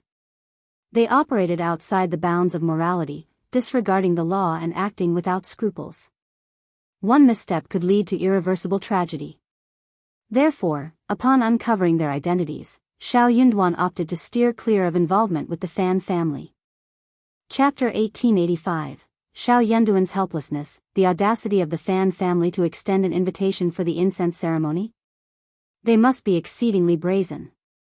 Xiao Yunduan's frustration simmered. Even after their collusion was exposed and the mountain bandits apprehended, they still had the gall to deceive his wife into accepting their invitation. Their lack of scruples was staggering. Did they truly believe he and his wife to be so naive? Xiao Xian countered with a smile, "Darling, I believe you may have misinterpreted the situation. While I cannot speak to the Fan family's involvement with the 3 villages, it's plausible that they may not be fully aware of recent events. My suspicion lies with Fan Ruyan. During our encounter at Bright Moon Villa, I subtly inquired about Qingsong Monastery. It was all orchestrated by Fan Ruyan. First Madame Fan even vouched for her sister-in-law, claiming genuine remorse and a desire to apologize to me. It appears even she was misled by Fan Ruyan's facade. Considering Fan Ruyan's apparent ease in contacting the mountain bandits, it's evident the Fan clan maintains close ties with them. Since you've extended the invitation, I shall attend." Xiao Yunduan gazed at her with a mixture of resignation and admiration. After a moment's contemplation, he relented with a sigh and nodded. "I'll make the necessary arrangements. You may attend, but exercise caution. Stick to well-traveled areas and avoid remote locations like the back mountain." Xiao Xian readily concurred, offering a smile. "Indeed, I'll confine myself to the intermediate grounds of the monastery. The continued pursuit by those bandits indicates their disdain for both my husband and the authorities. Once within the monastery's bounds, they might feel emboldened, considering themselves masters of their surroundings. They're unlikely to venture into secluded areas like the back of the mountain." Xiao Yunduan's expression contorted into a disdainful sneer. "I won't tolerate any threats to your safety." The very idea of someone daring to lay claim to his wife was preposterous. On the designated day, Xiao Xian, accompanied by Mianmian, embarked in a carriage driven by the coachman, with Ai trailing closely behind. Alongside them were the Fan sisters-in-law. Xiao Xian noted the absence of Bo Ruerue, Fan Ruyan's daughter, and the presence of Mrs. Fan's two daughters. She couldn't help but inwardly scoff at Fan Rian's evident favoritism toward her own offspring. As they departed the city, the journey to Qingsong Monastery lasted less than an hour. Situated in An's province, the renowned ancient temple was nestled amidst pine trees, exuding an atmosphere of tranquility and simplicity. A winding path led up the mountain, guiding the carriage towards the main monastery, a journey of less than 20 minutes. Throughout the trip, First Madame Fan and Second Mrs. Fan entertained Xiao Xian with captivating tales and historical anecdotes about Qingsong Monastery, painting a vivid picture of its scenic beauty and cultural significance. Their unhurried pace allowed for frequent stops, and after over an hour of travel, they finally arrived at the intermediate monastery. Upon their arrival, the prefect's wife, alongside the Fan family's matriarch and their young ladies, were accorded the utmost respect by the monastery's staff. Led by a senior monk responsible for guest reception, a group of over 10 monks warmly greeted them at the mountain gate, escorting them with courtesy to the meditation room designated for esteemed visitors. The elder accompanied the guests for a brief period, during which Xiao Xian graciously assured them the freedom to pursue their own interests without disturbance. Recognizing her considerate gesture, the elder expressed heartfelt gratitude and admiration before taking his leave. After a short break in cleansing of hands, Xiao Xian, accompanied by First Madame Fan, made their way to the main hall to procure incense offerings. With infectious enthusiasm, First Madame Fan extended invitations to explore the monastery's various attractions, sparking Xiao Xian's curiosity and prompting her to join in the adventures eagerly. Chapter 1886. Buddha and Bodhisattva are all watching Fan Rian struggle to maintain her composure, her heart in turmoil. Despite 2 days passing, the memory of the stinging slap still haunted her. She had to plaster on layers of makeup to conceal the bruises on her face, and the lingering pain served as a constant reminder of her mission. But they couldn't afford to overlook Xiao Xian. Were those individuals still around? How could they apprehend Xiao Xian? The uncertainty gnawed at her, every moment agonizing. Unable to bear it any longer, Fan Rian resolved to take action. After some contemplation, she devised a plan. First, she persuaded second sister-in-law to return to the rest area under the pretense of fetching tea leaves and tea sets. Then, she ventured to the renowned bonsai garden within the intermediate section of Qingsong Monastery to make preparations. Subsequently, she invited Madame Xiao to join her in making tea.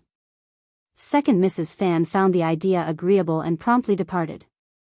In a stroke of luck, Fan Rian accidentally collided with First Madame Fan once more. Although she narrowly avoided hitting a pillar, her hair was left askew from the impact. Maintaining the image of a dignified mistress of the household was paramount, and having her hair askew was undignified. First Madame Fan felt a flush of embarrassment as she apologized to Xiao Xian and promptly excused herself to tidy her hair. With the departure of the two Mrs. Fan, before Fan Rian could speak, Xiao Xian cast a glance at the Fan family's young ladies and kindly reassured them, "Go and enjoy yourselves, don't worry." The young misses of the Fan family, already eager to explore, breathed a collective sigh of relief and quickly departed with their maidservants. Now, only Xiao Xian, Mian, Fan Rian, and her maids remained. Xiao Xian flashed a smile at Fan Rian. Under Xiao Xian's gaze, Fan Rian felt a twinge of panic. She couldn't shake the feeling that Xiao Xian had sensed something, but upon reflection, she dismissed it as paranoia. Surely, if Xiao Xian truly suspected her, she wouldn't have agreed to come to Qingsong Monastery in the first place. Suppressing her unease, Fan Rian smiled and invited Xiao Xian to continue their activities. Xiao Xian happily agreed. Led by Fan Rian, Xiao Xian followed to a secluded spot. Fan Rian couldn't contain her excitement. She discreetly scanned the surroundings, wondering where the bandits might be lurking and when they would emerge to seize Xiao Xian. Lost in her thoughts, Fan Rian inadvertently stepped on the corner of her skirt, nearly tumbling. Fortunately, Pinglan reacted swiftly, rushing to her aid and preventing a fall. Fan Rian let out a startled cry, her complexion draining of color as she pressed a hand to her chest to steady her racing heart. Observing her distress, Xiao Xian offered a sympathetic gaze and inquired with genuine concern, you seem preoccupied and uneasy ever since we arrived at Qingsang Monastery. Is something troubling you? Fan Rian's heart, which had just begun to settle, leaped once more in terror. And no. You must be mistaken, Yuro. I'm glad to hear that, Xiao Xian replied with a warm smile. Remember, this is a temple, and the Buddha and Bodhisattva are watching over us. If you encounter any difficulties, sincerely seek their guidance and assistance. Fan Rian's expression darkened further. Ah, thank you for the reminder, Madame Xiao Yuro. Despite her tumultuous thoughts, Fan Rian understood her own intentions. She knew that the blessings of the Buddha and Bodhisattva were unlikely to be bestowed upon her endeavors. Chapter 1887, teasing her she couldn't even risk the Buddha and Bodhisattva discovering her intentions. Perhaps Madame Xiao was deliberately taunting her. Fortunately, Xiao Xian shifted the conversation with a smile, steering away from the topic. Instead, she turned to Fan Rian with genuine interest. Is there a spot within 500 meters of Qingsang Monastery that's serene, captivating, and offers splendid scenery? Mian, privy to certain details, couldn't help but glance at her wife, suppressing a smirk. Fan Rian felt a surge of frustration. She inwardly cursed the incompetence of the bandits. Despite leading them to such a secluded spot, why hadn't they acted yet? Nevertheless, she maintained a composed smile and replied, for tranquility and picturesque views, nothing surpasses the back mountain. It boasts lush pines, verdant bamboos, cascading waterfalls, natural springs, mountain blooms, and peculiar rock formations. It's truly breathtaking. Since we're here, it's only fitting to explore the back mountain. Would you care to accompany me? Fan Rian's eyes gleamed with anticipation. Yes, they might be lying in wait at the back of the mountain. Considering the monastery's numerous visitors, the back mountain offered the most seclusion, making it an ideal location for capturing targets. Xiao Xian smiled. Shall we venture alone? Shouldn't we wait for first Madame Fan and second Mrs. Fan? Fan Rian desperately wished for the bandits to seize Xiao Xian soon, so she saw no reason to wait. With a smile, she suggested, we can proceed without my sister-in-laws, Madame Xiao. My company should suffice. Oh Hayuro, please, Madame Xiao. Xiao Xian glanced at her and replied casually, actually, my husband advised against visiting the back mountain before I came here. He mentioned that the back mountain isn't safe, and it could lead to trouble if anything were to happen. While the surroundings are serene, they're also quite isolated. Fan Rian felt a pang of frustration. What kind of words were those? However, Xiao Xian's refusal only fueled Fan Rian's conviction that the mountain bandits were indeed lurking there. Your husband is overly cautious. This is Qingsang Monastery, a renowned ancient temple in An's province. The back mountain is routinely tended to by the monastery's masters. How could there be any danger? With the lush greenery and picturesque landscapes this time of year, it would be a shame not to explore them. Madame Xiao, won't you reconsider? Fan Rian pleaded. I understand Xiao Xian feigned contemplation. Seeing an opportunity, Fan Rian persisted, doing her utmost to coax Xiao Xian into accompanying her to the back mountain, even resorting to flattery. Amused by Fan Rian's evident anxiety, Xiao Xian found the situation rather amusing. Although she secretly desired to visit the back mountain, she knew she would be the one handling any potential threats. There was no chance of others overpowering her. However, she dreaded her husband's wrath. She couldn't afford to provoke him when he was in a fiery mood. Regrettably, she had no choice but to relent. Well let's forget it, Xiao Xian sighed with disappointment, offering a wry smile to Fan Rian. My husband is quite temperamental, and he doesn't heed my advice. He'll be furious, and he'll have to face his retribution later. I dare not risk it. After all, in marriage, we should defer to our husband's wishes, shouldn't we? Since my husband has forbidden it, we must abide by his decision. Fan Rian, suddenly, Xiao Xian flashed a smile. But Mrs. Bai, you're so considerate. I feel embarrassed to decline your invitation. Chapter 1888, Fan Rian almost couldn't help it. Fan Rian's eyes sparkled with renewed hope. Lord Xiao won't have to know if we simply take a leisurely stroll and admire the scenery. You won't regret it. Absolutely, Xiao Xian replied with a slight smile. My husband is quite stringent, and I can't keep anything from him. But next time, I'll seek his permission beforehand so that I can join you for incense offerings, Mrs. Bai. Please remember to extend the invitation when you return. Fan Rian struggled to contain her frustration. She almost believed Xiao Xian was mocking her. Very well, I'll be sure to invite you next to me, Euro, Fan Rian forced out through clenched teeth. Wonderful. Xiao Xian beamed. I didn't expect you to be so hospitable. I must have misjudged you, Mrs. Bai. Fan Rian's smile tightened further.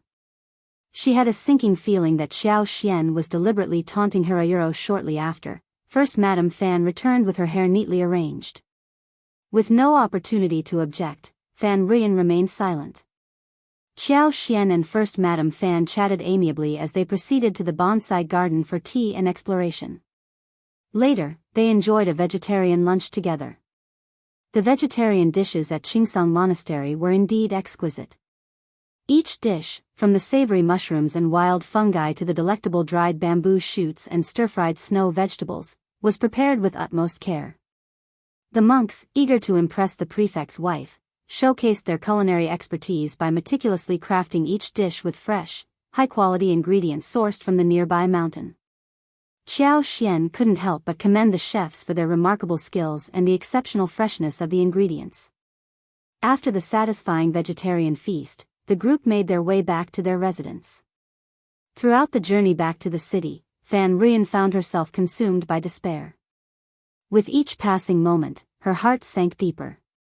As the carriage drew nearer to An's prefecture city, any remaining glimmer of hope within Fan Rian faded away entirely. Impossibly, Euro, what had gone wrong? Had the bandits not made their move at Qingsang Monastery at all? Why was there no sign of their presence? As they bid farewell, Xiao Xian cast a smile towards her sister-in-law and expressed her gratitude. Thank you for your hospitality, Mrs. Fan. First Madame Fan and second Mrs. Fan were also visibly pleased, responding humbly with smiles. Meanwhile, Fan Rian struggled to force a smile, her expression more akin to a grimace than a grin. Upon returning to the state office, Xiao Xian was met by Xiao Yunduan, who awaited her outside the gates. Their eyes met, and smiles graced their faces. Xiao Yunduan swept her off the wagon, refusing to release her as he enveloped her in his embrace. With a smile, he inquired, "How was your outing?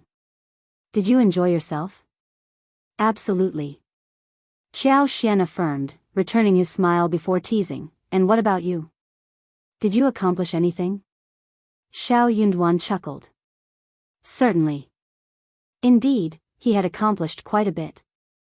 Sun Bai and Sun Qian had personally led a team to conduct a thorough search, while Jing Sang had positioned his men to keep a watchful eye on the periphery, ensuring no one slipped through the cracks. As a result, they had apprehended 13 individuals.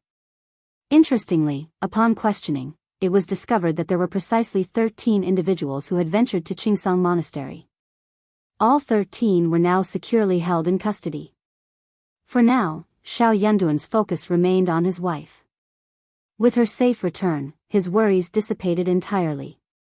Chapter 1889, First Class Reward. They continued their conversation as they entered the room, and Xiao Xian's spirits were lifted by the news. With a smile, she remarked, "Excellent. We can apprehend as many of those troublemakers as we please, and they're likely to be quite significant individuals." Returning her smile, Xiao Yunduan expressed his gratitude, saying, "Thank you for your assistance today, my dear wife." Xiao Xian playfully quipped, "Will there be a grand reward for the best assistant?" "Indeed, a first-class reward," Xiao Yunduan affirmed with a grin. Intrigued, Xiao Xian's eyes sparkled with curiosity as she asked, "Really? What might that be?" Xiao Yunduan's smile deepened as he pulled her close, whispering into her ear, "Isn't the greatest reward to offer you the title of Lady of the Prefecture?" Euro, Xiao Xian burst into laughter, giving him a playful pinch. "Can I eat or sell this Lord of the Prefecture? What value does it hold?" Xiao Yunduan chuckled, replying, it's for consumption, not trade. Xiao Xian's excitement grew. Euro, I refuse to converse with you further. Playfully pushing him away, she declared, I'm off to see Anan. The audacity of that man was truly astounding, becoming increasingly shameless by the day. Fan Rian couldn't bear it any longer. She decided it was time to see her son, whom she had missed dearly throughout the day. Xiao Yunduan followed her, accompanying her to their son's side. Their little boy had grown remarkably since birth, his chubby cheeks flushed, and his bright eyes twinkling with joy upon seeing his parents. He kicked his tiny feet enthusiastically, waved his delicate hands, and babbled happily. His innocence and charm were utterly irresistible. In comparison to dealing with a certain man, her son was undoubtedly a much more delightful companion. As Xiao Xian and Xiao Yunduan enjoyed their time together, Fan Rian's anxiety only grew, her thoughts consumed by the situation at the Fan family. Feeling a sense of unease creeping over her, she glanced up to see the sky darkening. Her expression shifted, and she abruptly rose from her seat, intending to visit Old Lady Fan's courtyard. That night, she couldn't bear the thought of sleeping alone. She yearned for the company of her mother and decided to seek solace in her presence. However, after taking only a few steps, she halted abruptly. Fan Rian realized that seeking refuge with her mother was merely a temporary solution, not a permanent one. Even if she managed to escape for one night, it wouldn't solve the underlying problem. It was impractical to rely on her mother's company every single night. Moreover, aggravating the situation further would only lead to more harm than good. Her frustration boiled over, and she slammed her palm down on the table in frustration. Anger and resentment surged within her, fueled by a sense of helplessness. Madame Xiao's refusal to venture to the back of the mountain only intensified Fan Rian's feelings of injustice. If only she had insisted on bringing her there, perhaps the outcome would have been different. However, dwelling on what could have been was futile now. Throughout the night, Fan Rian was plagued by anxiety. She couldn't bring herself to close her eyes, fearing any sign of movement outside might signal danger. Every rustle made her heart race with apprehension, only to find it was a false alarm. Eventually, exhaustion overcame her, and she drifted into a fitful sleep, her troubled mind finally finding some respite. Fan Rian's night was plagued by restlessness. Every little noise made her alert, preventing her from getting any decent sleep. Just as she felt herself drifting off, she would jolt awake, her senses on high alert. Upon waking up, she felt a surge of nervousness, expecting something to have happened during the night. Yet, to her surprise, everything seemed normal. As the dawn broke, Fan Rian couldn't help but feel incredulous. Had the night truly passed without incident? It felt surreal, like a dream. However, amidst her relief, a deeper sense of anxiety gnawed at her. She couldn't shake the feeling that the mountain bandits wouldn't simply let her off the hook. Just because nothing happened last night didn't mean she was in the clear. The looming threat remained, tormenting her with the knowledge that as long as she refused to comply, the danger would persist. Chapter 1890, The Soft Pick in the State Office. Xiao Yunduan and Sun Bai had conducted separate interrogations the previous night, ensuring that everyone's identities were clarified. Their efforts yielded significant results. They had captured another leader, along with 10 other brave and skilled individuals. The apprehension of such key figures would undoubtedly weaken the enemy's strength, alleviating pressure during future confrontations. Excitement and jubilation filled the air as the team praised Xiao Xian's seemingly fortuitous influence. Comments like, "Madam is truly a lucky charm," and "her blessing is undeniable," coupled with Lord's favor, echoed throughout the room. Xiao Yunduan, however, tempered the mood with a reminder of the risks involved. He cautioned against inflating Xiao Xian's ego, emphasizing the need for caution in future endeavors. Acknowledging the persistent provocations from the bandits, Xiao Yunduan declared it was time for a proactive response. Addressing Constable Zheng and Constable Hang, he instructed them to prepare for an assault on Tiger Head tribe. Their strategy was clear: systematically eliminate weaker targets and gradually tighten the noose around the enemy, ensuring their eventual defeat. Among the 3 strongholds, Tiger Head tribe had suffered the greatest losses. With one of their leaders deceased and another captured and imprisoned, they stood as prime targets for further capture. Acknowledging the gravity of the situation, everyone present responded with solemn nods and gestures of agreement. Zheng Sang and Hang Xingshan swiftly descended to strategize, while the rest of the team assumed their designated roles and made necessary preparations. Hang Xingshan, a seasoned constable with 6 years of service in the An's province government office, harbored a deep-seated disdain for the mountain bandits, much like his colleague Jia Heming. However, unlike Jia Heming's more passive outlook, Hang Xingshan remained steadfast in his belief that the imperial court would inevitably intervene in An's province affairs. He had spent years covertly gathering intelligence on the 3 strongholds, anticipating a day like this. And now, with Lord Xiao's leadership, his long-awaited opportunity had finally arrived. Though it deviated from his initial hope for direct imperial intervention, Hang Xingshan remained resolute in his commitment to eliminating the bandits, regardless of the means. Hang Xingshan felt a surge of gratitude towards Lord Xiao for recognizing his efforts and promoting him. He pledged to remain loyal and dedicated, willing to sacrifice everything for someone who had acknowledged his contributions. Without Lord Xiao's support, Hang Xingshan believed he would have remained unnoticed among the ranks. He vowed to stand by Lord Xiao's side for the remainder of his days, faithfully following wherever he led. The swift action against the 3 villages was not solely driven by Xiao Yunduan's confidence in his abilities. Hang Xingshan's meticulous collection of valuable information played a crucial role in empowering Lord Xiao's decision-making. This fusion of trust and knowledge bolstered their resolve to confront the enemy head-on. In the middle of the night, Fan Rian finally heard the sound of boots landing. In a daze, she suddenly felt a little strange, as if someone was approaching. She opened her eyes and saw someone standing in front of her bed, staring at her coldly. She covered her mouth and almost fainted from fright. Who are you? It was 2 people. She didn't know any of them. The 2 of them did not look good. Their cold gazes wished they could cut her into pieces. What happened in Qingsang Monastery? Tell me everything honestly and clearly. Don't miss a single detail.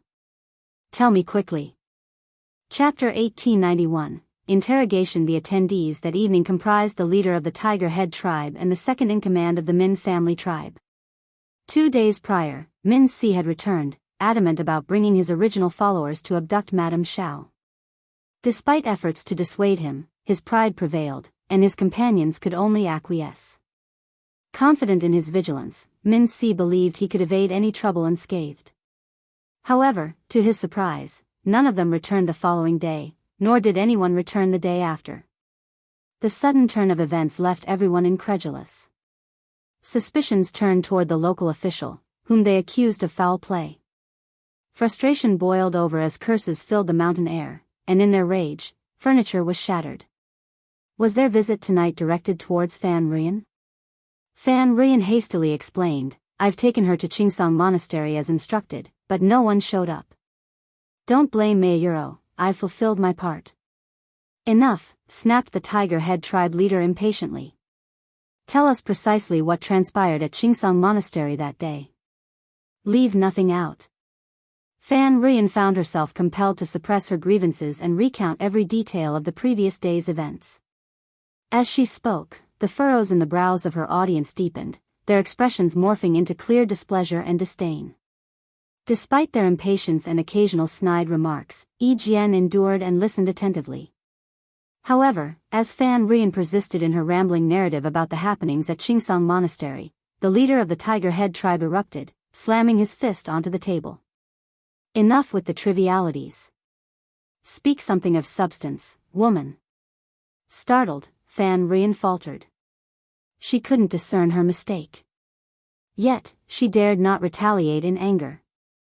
Instead, she swallowed her frustration and pressed on, filled with regret and trepidation, realizing the grave consequences of her actions. As her tale concluded amidst continued curses, Fan Rian pondered the formidable entity she had unwittingly provoked. The dissatisfaction between the 2 of them only intensified. That's all you have to say? I am sorry, that's Alayuro, useless. The Tiger Head tribe leader's reprimand was sharp. Are you as dumb as a rock? Our people are missing, and you didn't think to investigate? Damn it. How did the officials find out? How? Did you betray us? No, no, I swear I didn't. How could I even dare? Fan Rian shrank into herself, trembling with fear. She truly feared these individuals. Witnessing her fear, a slap landed on her face, stinging with burning indignation. The Min family tribe's second-in-command intervened. Qing, calm down. I doubt this fool has the guts. Fan Rian bit her lip, casting her gaze downward with sullen resignation. She silently retorted, you may call me a fool, but you're no better, always getting captured. Euro fury flickered in the Tiger Head tribe leader's eyes as he glared at Fan Rian. He longed to unleash his anger upon her, but rescuing her remained the top priority. Find another way to lure that official's wife out of the city. What? A Fan Rian appeared on the verge of tears. Scarita I fear it won't be simply after coaxing her out of the city numerous times, I worry she'll become suspicious. The Min family tribe's second-in-command cast a disdainful glance her way. He privately acknowledged that this fool of a woman was displaying a moment of intelligence, but Qing remained puzzled by her apprehension. Chapter 1892, bringing Mrs. Guan in. Not only was she suspicious now, but she had been suspicious all along. Wasn't the incident at Qingsong Monastery evidence enough?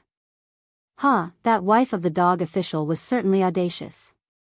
Despite knowing the risk, she dared to venture for the euro. Perhaps her standing in the official's esteem wasn't as high as assumed. The second-in-command declared, seek out Deputy Prefect Guan's wife and devise a plan to ensnare her alongside you. Fan Rian was caught off guard. With a sneer, the second-in-command taunted, unwilling? If not, then swiftly concoct a scheme to lure the dog official's wife out of the city. I am willing, truly. Fan Rian desired to avoid further entanglement with Qiao Xian. She asserted without hesitation, Mrs. Guan harbors immense disdain for that foolish couple, shall undoubtedly assist us. The second-in-command remained silent. Whether she was willing or not might not be within her control. You'll meet with her tomorrow. Understood. Remember, you must go. You must convince her, or else, With a sneer, the second-in-command forcibly led away the scowling leader of the Tiger Head tribe. Fan Rian slumped against the headboard, her body trembling as she struggled to catch her breath. After some time, she regained her composure, though her spirit remained drained. The weight of regret fueled her anger, intensifying her desire for Qiao Xian and Xiao Yunduan to face consequences. Their failure to do so would only deepen her disappointment. Every passing day felt interminable, pushing her to the brink of collapse. It was yet another night of sleeplessness. The following morning, Fan Rian awoke with dark circles under her eyes, her mind clouded and energy depleted. Reluctant to present herself in such a state, she adorned her hair with life ping lan, the golden hairpins and colorful silk flowers adding a semblance of vitality.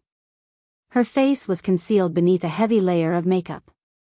Surveying her appearance, she found solace in her semblance of beauty, resigning herself to the task at hand.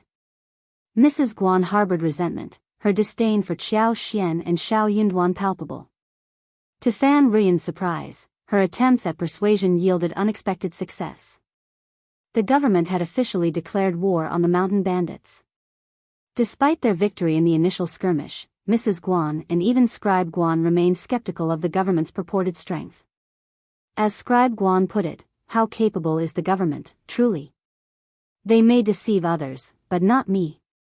Both harbored doubts, believing the government's claims to be exaggerated and suspecting Xiao Yunduan of merely indulging in self-aggrandizement. They anticipated his imminent downfall. The resilience of the three bandit strongholds, impervious to previous government attempts at destruction, only bolstered their skepticism. Xiao Yunduan's recent arrival only served to heighten their doubts. Who was he to triumph over the entrenched mountain bandits? Convinced of Xiao Yunduan's impending failure, Mrs. Guan readily agreed to collaborate without hesitation, mobilizing the bandits for action. Facing financial constraints, Fan Rian offered to cover the expenses herself. She wagered that with Xiao Yunduan's downfall, Scribe Guan would emerge triumphant, possibly even ascending to the role of prefect. At that point, financial worries would become a thing of the past. When the time came, Mrs. Guan vowed to repay her debt. Yet, there was a matter to settle first. Wouldn't it be ideal if he were absolved of guilt? With receipt in hand, Fan Rian approached Mrs. Guan, charming her with a smile and prompting her to sign. Overwhelmed with delight, Mrs. Guan, unable to read and trusting in Fan Rian's integrity, pressed her thumbprint without hesitation. Chapter 1893. Tricked. Fan Rian couldn't help but regard Mrs. Guan with a newfound kindness, her smile deepening. She no longer felt alone in her struggle, she finally had an ally to share her burdens with. However, the next day, when Fan Rian met Mrs. Guan in the city courtyard as arranged, she was shocked to find the second-in-command of the Min family tribe and the head of the Tiger Head tribe accompanying her. As she listened to their arrogant demands and learned of their identities, she was left dumbfounded. Initially, Mrs. Guan was furious and adamantly refused their requests. She argued that since she had paid them, they should be the ones to carry out the tasks. The idea of her husband becoming a spy was unthinkable and taboo. The repercussions of such an act being discovered would not only ruin his career but could also result in his family being expelled. Furthermore, Mrs. Guan realized that by agreeing to their demands, she inadvertently implicated herself in front of Fan Rian. She understood the gravity of the situation only after comprehending the document she had signed and stamped the previous day, feeling as though she had been struck by lightning. In her anger and frustration, Mrs. Guan lashed out at Fan Rian, accusing her of deceit. You tricked me." Fan Rian's smile remained gentle as she spoke. "I'm not trying to deceive you, Mrs. Guan. I'm here to assist you. We share a common goal. Don't you desire the demise of Qiao Xian and Xiao Yunduan?" Mrs. Guan was left speechless, acknowledging the truth in Fan Rian's words, albeit unspoken. Before she could protest further, the leader of the Tiger Head tribe grew impatient, interrupting, "Enough with the chatter. Where are the written agreements? Do you think I'd hesitate to deliver them to the authorities now?" Mrs. Guan felt her head spinning. Returning home on unsteady legs, she recounted the encounter to Scribe Guan, who reacted with a mixture of shock and anger. After a moment of contemplation, he resigned himself to the situation, finding solace in the opportunity it presented. He chose to keep the matter to himself, realizing that it aligned with his own desires to collaborate with the mountain bandits. His wife's actions merely solidified his decision. That night, the first and second-in-command of the Tiger Head tribe stealthily entered Scribe Guan's house. Scribe Guan maintained his usual composure as he received them in his modest study. In the course of their conversation, both sides found themselves in a remarkably harmonious accord. It came as no surprise. During Scribe Guan's tenure as deputy prefect, he had engaged in dealings with the mountain, albeit indirectly. While he had never met their leader or engaged in direct contact, their paths had crossed in various ways. Given the circumstances that now compelled cooperation, it seemed only natural for all parties to come together. Despite the discomfort of being coerced, Scribe Guan rationalized that Xiao Yunduan's actions had provoked such measures from the mountain dwellers. Viewing it from this perspective, the arrangement became more palatably before long, an agreement was reached. The leader of the Tiger Head tribe would assist in eliminating Xiao Yunduan, staging his demise as an accident. Such a resolution would spare the province considerable trouble and provide the court with a plausible explanation. He resolved to ascertain the whereabouts of Xiao Yunduan's incarcerated associates with utmost urgency. When the leader of the Tiger Head tribe dispatched individuals to liberate them from prison, he pledged his assistance. As for Qiao Xian, the prefect's wife, the Tiger Head tribe leader couldn't afford to prioritize her at present. With Xiao Yunduan eliminated, her significance would diminish even further. Her behavior baffled them. Despite multiple attempts to abduct her, each endeavor ended in unexpected circumstances. They were left somewhat unsettled and opted to refrain from further action against her for the time being. Moreover, there were suspicions that she might be under clandestine surveillance. Chapter 1894. Cooperation. They couldn't afford to waste any more time. Swiftly rescuing their captured comrades from the clutches of the officials became their top priority. Failure to act promptly would only leave them in a perpetually disadvantaged position. Despite the perceptions of cruelty, inhumanity, shamelessness, and despicability from the outside world, their loyalty to one another and their shared experiences mattered most within their ranks. Ignoring the plight of their captured brethren and defying the government's authority would essentially equate to their betrayal and demise. Such actions would undoubtedly breed disillusionment among their comrades, potentially leading to the disintegration of their entire community. Aware of potential dissenting voices within their midst, they understood the dire consequences of inaction. Should dissent prevail, their fate would be sealed, even without the government's intervention.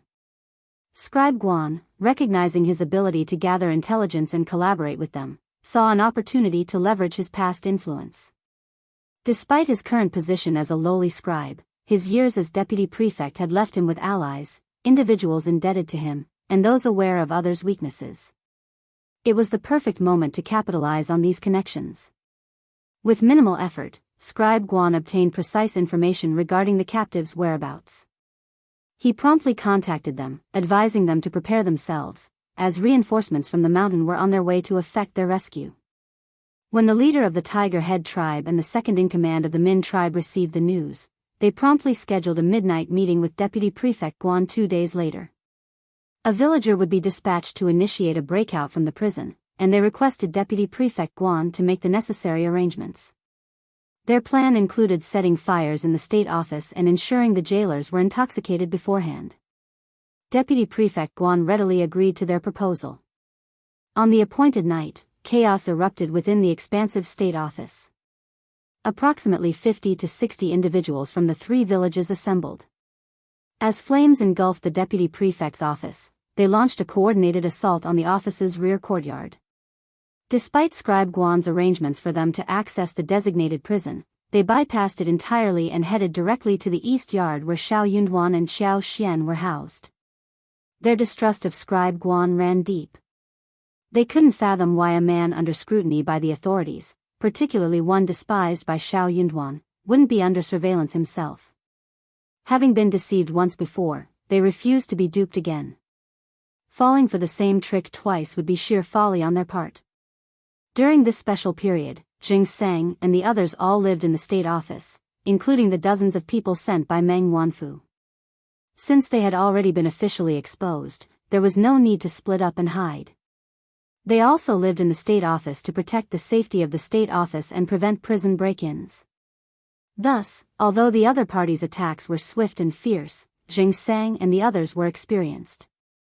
Wu Guan, Wei San, and the others who were patrolling the night would block the first wave of attacks. Just as they were about to be defeated, Sun Bai, Ai, Wei Wu, and the others had already arrived. Hang Xingshan directed the bailiffs and servants to extinguish the flames spreading throughout the premises, while Sun Xian led a contingent to lie in wait outside the prison, ready to thwart any attempted break-ins. Inside the bedroom of the east yard, Xiao Yunduan and Xiao Xian were together, the latter cradling Anan in her arms. The maids stood by silently, their presence a calm contrast to the chaos outside. As the flames danced outside, casting erratic shadows, the clash of swords echoed through the night. Despite the tension in the air, panic was notably absent within the confines of the room. Anan slept peacefully in Xiao Xian's embrace, her serene countenance a stark contrast to the turmoil outside. After more than 2 hours, the cacophony gradually subsided until silence reigned once more. Chapter 1895, Sudden Attack. Aftermath. Sun Bai entered the house and relayed through the bedroom door curtain, "My lord, the intruders have retreated. I've dispatched men to pursue them, but it's uncertain if any remain hidden within the state office. For now, it's best for you and madam to remain indoors. I've already ordered a thorough search of the east courtyard, and no irregularities have been found. I'll manage the aftermath immediately. Ai will lead the guards to patrol the east courtyard. You can rest assured, my lord and madam." Xiao Yunduan nodded. "Proceed with the necessary arrangements. Assign men to patrol the city and advise the populace to remain vigilant and restrict unnecessary outings. Strengthen security at the city gate, opening it at dawn for inspection of all entering and exiting individuals. Detain anyone arousing suspicion. If manpower is lacking, enlist aid from local guards and the first in charge to bolster our efforts at the city gate." Sun Bai was taken aback, his face breaking into a pleased smile. "My lord's strategy is ingenious. We won't lack for manpower. While entry into the state government office was impossible, stationing reliable individuals to patrol and guard the city gate was entirely feasible. A mere 2 bailiffs could lead the team. Sun Bai hastened to implement the directives, while Xiao Yunduan instructed Li Xia and the others to rest. He entrusted Ainan to the nanny's care, then took Xiao Xian in his arms, smiling reassuringly, "My dear, you've stayed awake half the night. It's time for you to rest as well. Sleep soundly." Xiao Xian agreed with a smile and settled down beside him. Outside, the bailiffs swiftly commenced the cleanup process, diligently addressing the aftermath of the chaos. The aftermath in the east courtyard, where the fire had raged, demanded immediate attention. Despite being extinguished, it left a disarray that required thorough tidying. The aftermath of the intense conflict left behind a scene of devastation. Numerous mountain bandits lay strewn across the ground, their weapons scattered amidst pools of blood, painting a grim tableau of the recent skirmish. Among all areas within the state office, the east courtyard bore the brunt of the damage, though other areas also bore traces of the altercation, albeit to a lesser extent. Curiously, there was no activity observed at the prison. It remained undisturbed throughout the night, devoid of any visitors. A handful of mountain bandits managed to evade capture, their movements reported sporadically by those who returned. Some were apprehended, while others continued to elude capture, their whereabouts unknown. Sun Bai, meticulously orchestrating affairs, relayed updates and issued directives ceaselessly throughout the night, ensuring the state office remained vigilant and active. Unbeknownst to all, once Sun Bai had effectively stabilized the situation, he and Yi remained behind to oversee operations. Meanwhile, Sun Xian, Jing Sang, Wu Guan, Hang Xingshan, Yang Mu, Wei San, Wei Wu, and their cohorts, accompanied by a contingent of subordinates and bailiffs totaling approximately 120 individuals, quietly departed the city under the cover of night. After traveling more than 20 miles from the city, the group disembarked from their carriages one by one. They dispersed into the surrounding mountain ranges, advancing stealthily toward the Tiger Head tribe from 3 different directions.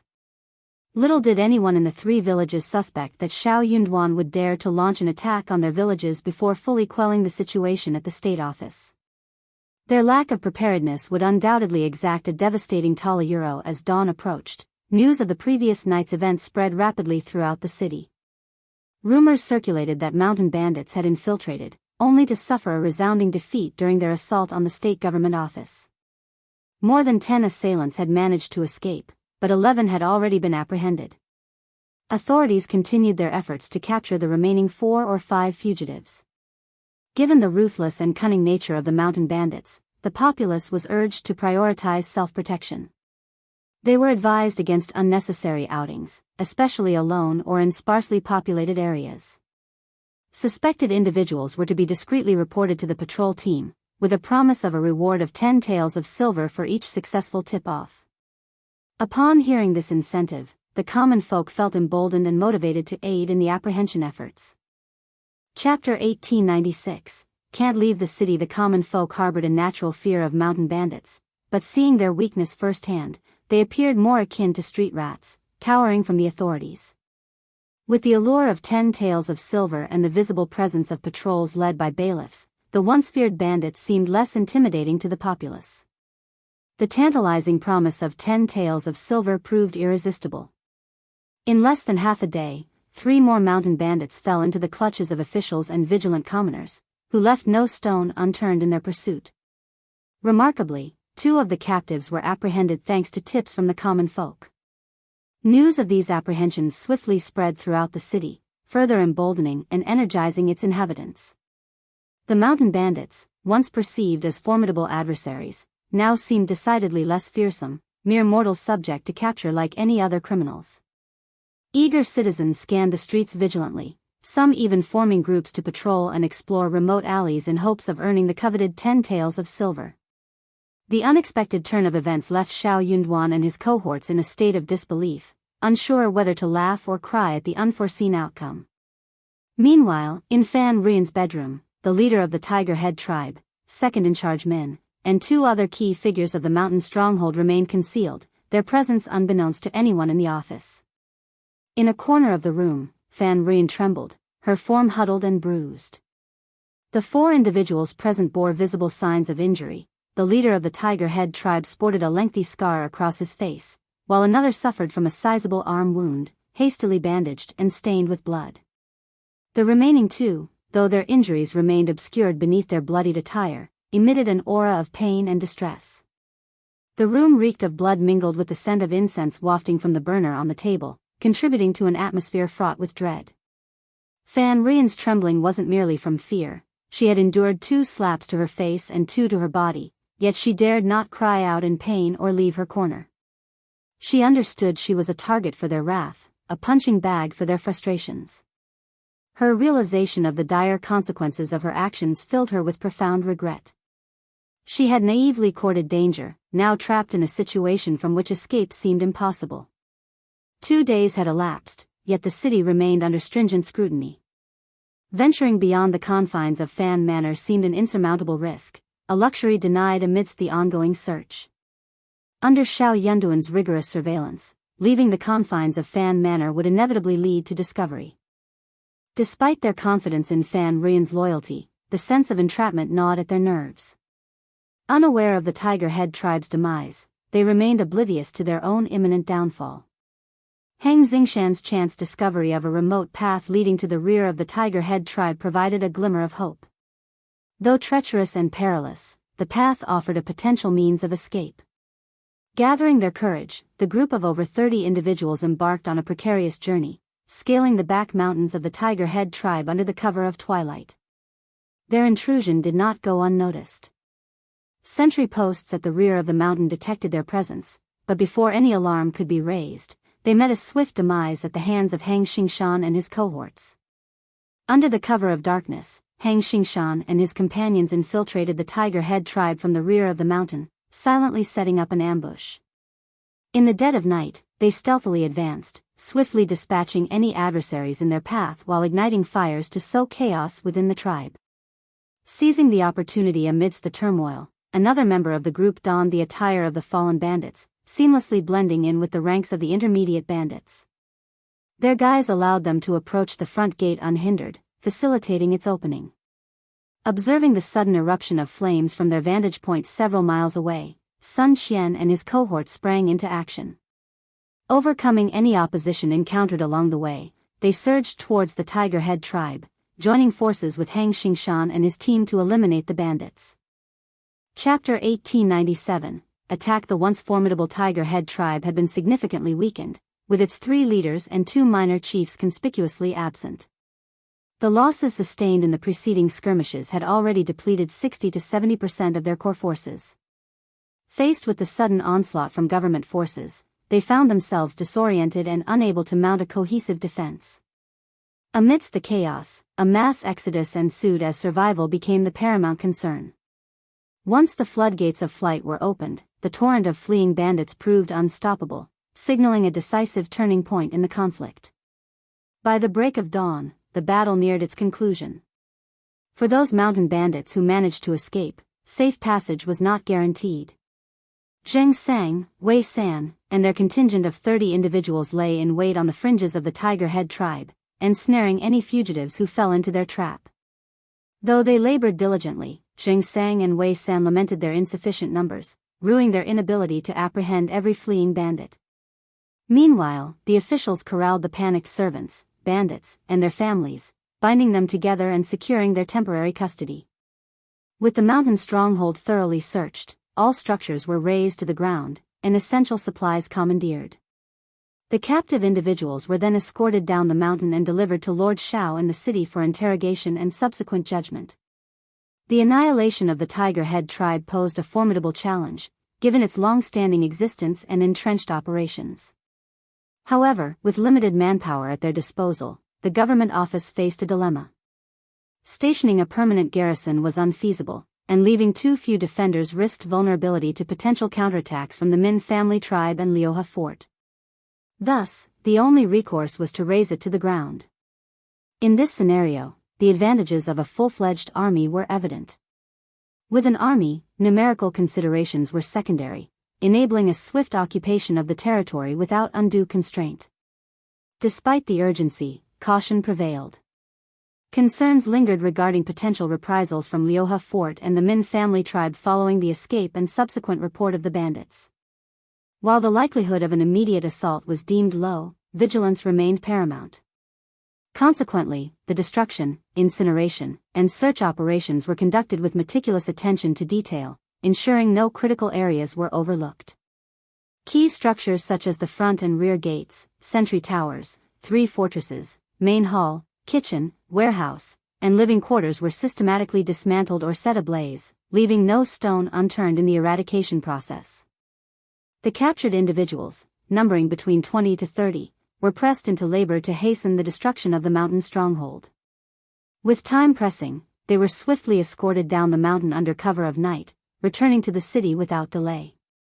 Meanwhile, Jing Sang, Wei San, and their companions left no survivors among the escapees, viewing them as deserving of their fate for their years of tyranny and exploitation of the common folk. Operating discreetly from the shadows, they monitored the progress of Sun Xian and his escort team, maintaining a vigilant stance. As the group finally staggered into An's prefecture city at 4 o'clock in the morning, a sense of relief washed over them. The morning star hung low in the sky, casting a faint greenish-white hue over the eastern horizon. Remarkably, the journey transpired without incident. Escorting such a large number of captives back to the government office proved impractical. Consequently, they were divided into 2 groups, one comprising dozens of identified criminals escorted directly to the office, while the remainder were temporarily detained in the spacious courtyard occupied by Zheng Sang and his cohorts. Chapter 1898, A Complete Victory Upon Identification. The mountain bandits would undergo release and subsequent punishment, a process requiring ongoing surveillance and management. Despite the cover of darkness upon their arrival in the city, the sheer size of the captured bandit contingent could not escape notice, quickly spreading as gossip among the populace. By dawn, word had reached even the early opening vendors, causing a stir throughout the city. In response to the burgeoning rumors, Xiao Yunduan opted for transparency, swiftly issuing an official announcement to quell speculation. The public's reaction was one of jubilation and astonishment. The accomplishment of dismantling the notorious Tiger Head tribe, a feat previously beyond the grasp of the imperial forces, elicited praise and admiration for Lord Xiao. The abrupt vanquishing of one of the province's long-standing bandit strongholds left the major families awestruck, their sentiments complex and uncertain. Lord Xiao's astute handling of the situation garnered widespread acclaim, solidifying his reputation as a formidable and resourceful leader. The eradication of the Tiger Head tribe was a monumental achievement, acknowledged by even the most uninformed citizens. Its demise foreshadowed the potential collapse of the remaining mountain strongholds, affirming the significance of the battle at Giant Rock Gorge. The officials' claims were vindicated, dispelling any doubts held by skeptical family clans. With hundreds of captives in custody, the looming specter of food scarcity and potential unrest demanded immediate attention. Xiao Yunduan entrusted the task to Jia Heming. Over the course of 3 days, Jia Heming meticulously categorized the captives, discerning between ordinary bandits, key figures, and support personnel. The ordinary bandits and leaders were to remain detained, while family members and servants were to be transferred to the nearest salt pan under county oversight, where they would undergo penance for their complicity in the banditry. Determining the duration of exemption varied for each individual, spanning from 3 to 10 years. However, outright release for these individuals was out of the question. Even if some were coerced into serving the mountain bandits, their time spent in such circumstances remained uncertain. Given the overwhelming workload of the state office, there was neither the manpower nor the time to scrutinize each captive's backstory thoroughly. Sending them all to the salt pan for hard labor was a justifiable course of action, with the possibility of eventual release for those deserving of leniency. As for the backbone of the mountain bandits, who had committed numerous atrocities, they faced a different fate. Subjected to interrogation and legal proceedings, they would be duly punished according to the law, either through imprisonment or exile. With the pressing matter of the remaining strongholds demanding attention, Xiao Yunduan found himself unable to allocate resources for individual interrogations. Instead, he resorted to locking up all captives, leaving 2 challenges still looming. As the government office grappled with the aftermath of the Tiger Head tribe's demise, Hang Xingshan, Wei San, and their cohorts remained tasked with covertly monitoring the Min family tribe and Liuhe fort. Meanwhile, strict patrols and vigilant guards maintained security in An's continent's intermediate city. Stringent measures at the city gate prevented the second in charge of the Min family tribe and others from departing. Fearful of the consequences, Fan Rian refrained from disclosing the breach of Tiger Head tribe to its leaders.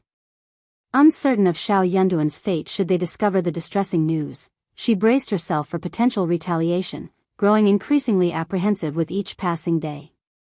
Chapter 1899. Be more specific. They were driving her to the brink of madness. Desperate to depart the city, she wished for nothing more than their swift exit, but her options were limited. The security at the city gate remained unbending. Even the carriages of the esteemed three families faced stringent scrutiny. There was no exception. Despite her overwhelming anxiety, she felt powerless. In the midst of Fan Rian's frantic distress, her worst fears materialized. Perhaps they had overheard the servants' discussions. Confronted with intense interrogation, Fan Rian dared not conceal the truth. She stuttered and quivered as she divulged everything. With her confession, the second-in-command and the others were left dumbfounded. The leader of the Tiger Head tribe delivered a harsh kick and snarled, "Ridiculous! Absurd! Foolish woman, how dare you speak ill of our Tiger Head tribe? Do you wish to provoke your demise? Do you believe I won't snap your neck?" Fan Rian let out a piercing scream as she collapsed to the ground. A sheen of icy sweat coated her brow, and a sharp pang shot through her ribs. Without glancing, she sensed the ominous bruise forming. The leader of the Tiger Head tribe moved to advance and deliver a blow, but the second-in-command intervened, halting him. Turning towards Fan Rian, the second-in-command demanded, "Continue. Tell me everything. This foolish woman is surely fabricating tales. What could she possibly know? That wretched official must have concocted falsehoods to lure us out. Yes, that must be it. Our Tiger Head tribe's territory is perilous, easily defensible, impervious to attack by feeble government forces. It's inconceivable." Fan Rian quivered, stuttering, I am as clueless. I've divulged all I know. It's merely hearsay from beyond our realm. Under the relentless interrogation of the second-in-command, she faltered, adding more details with a tremulous voice. Yet, they all bore semblance to falsehoods.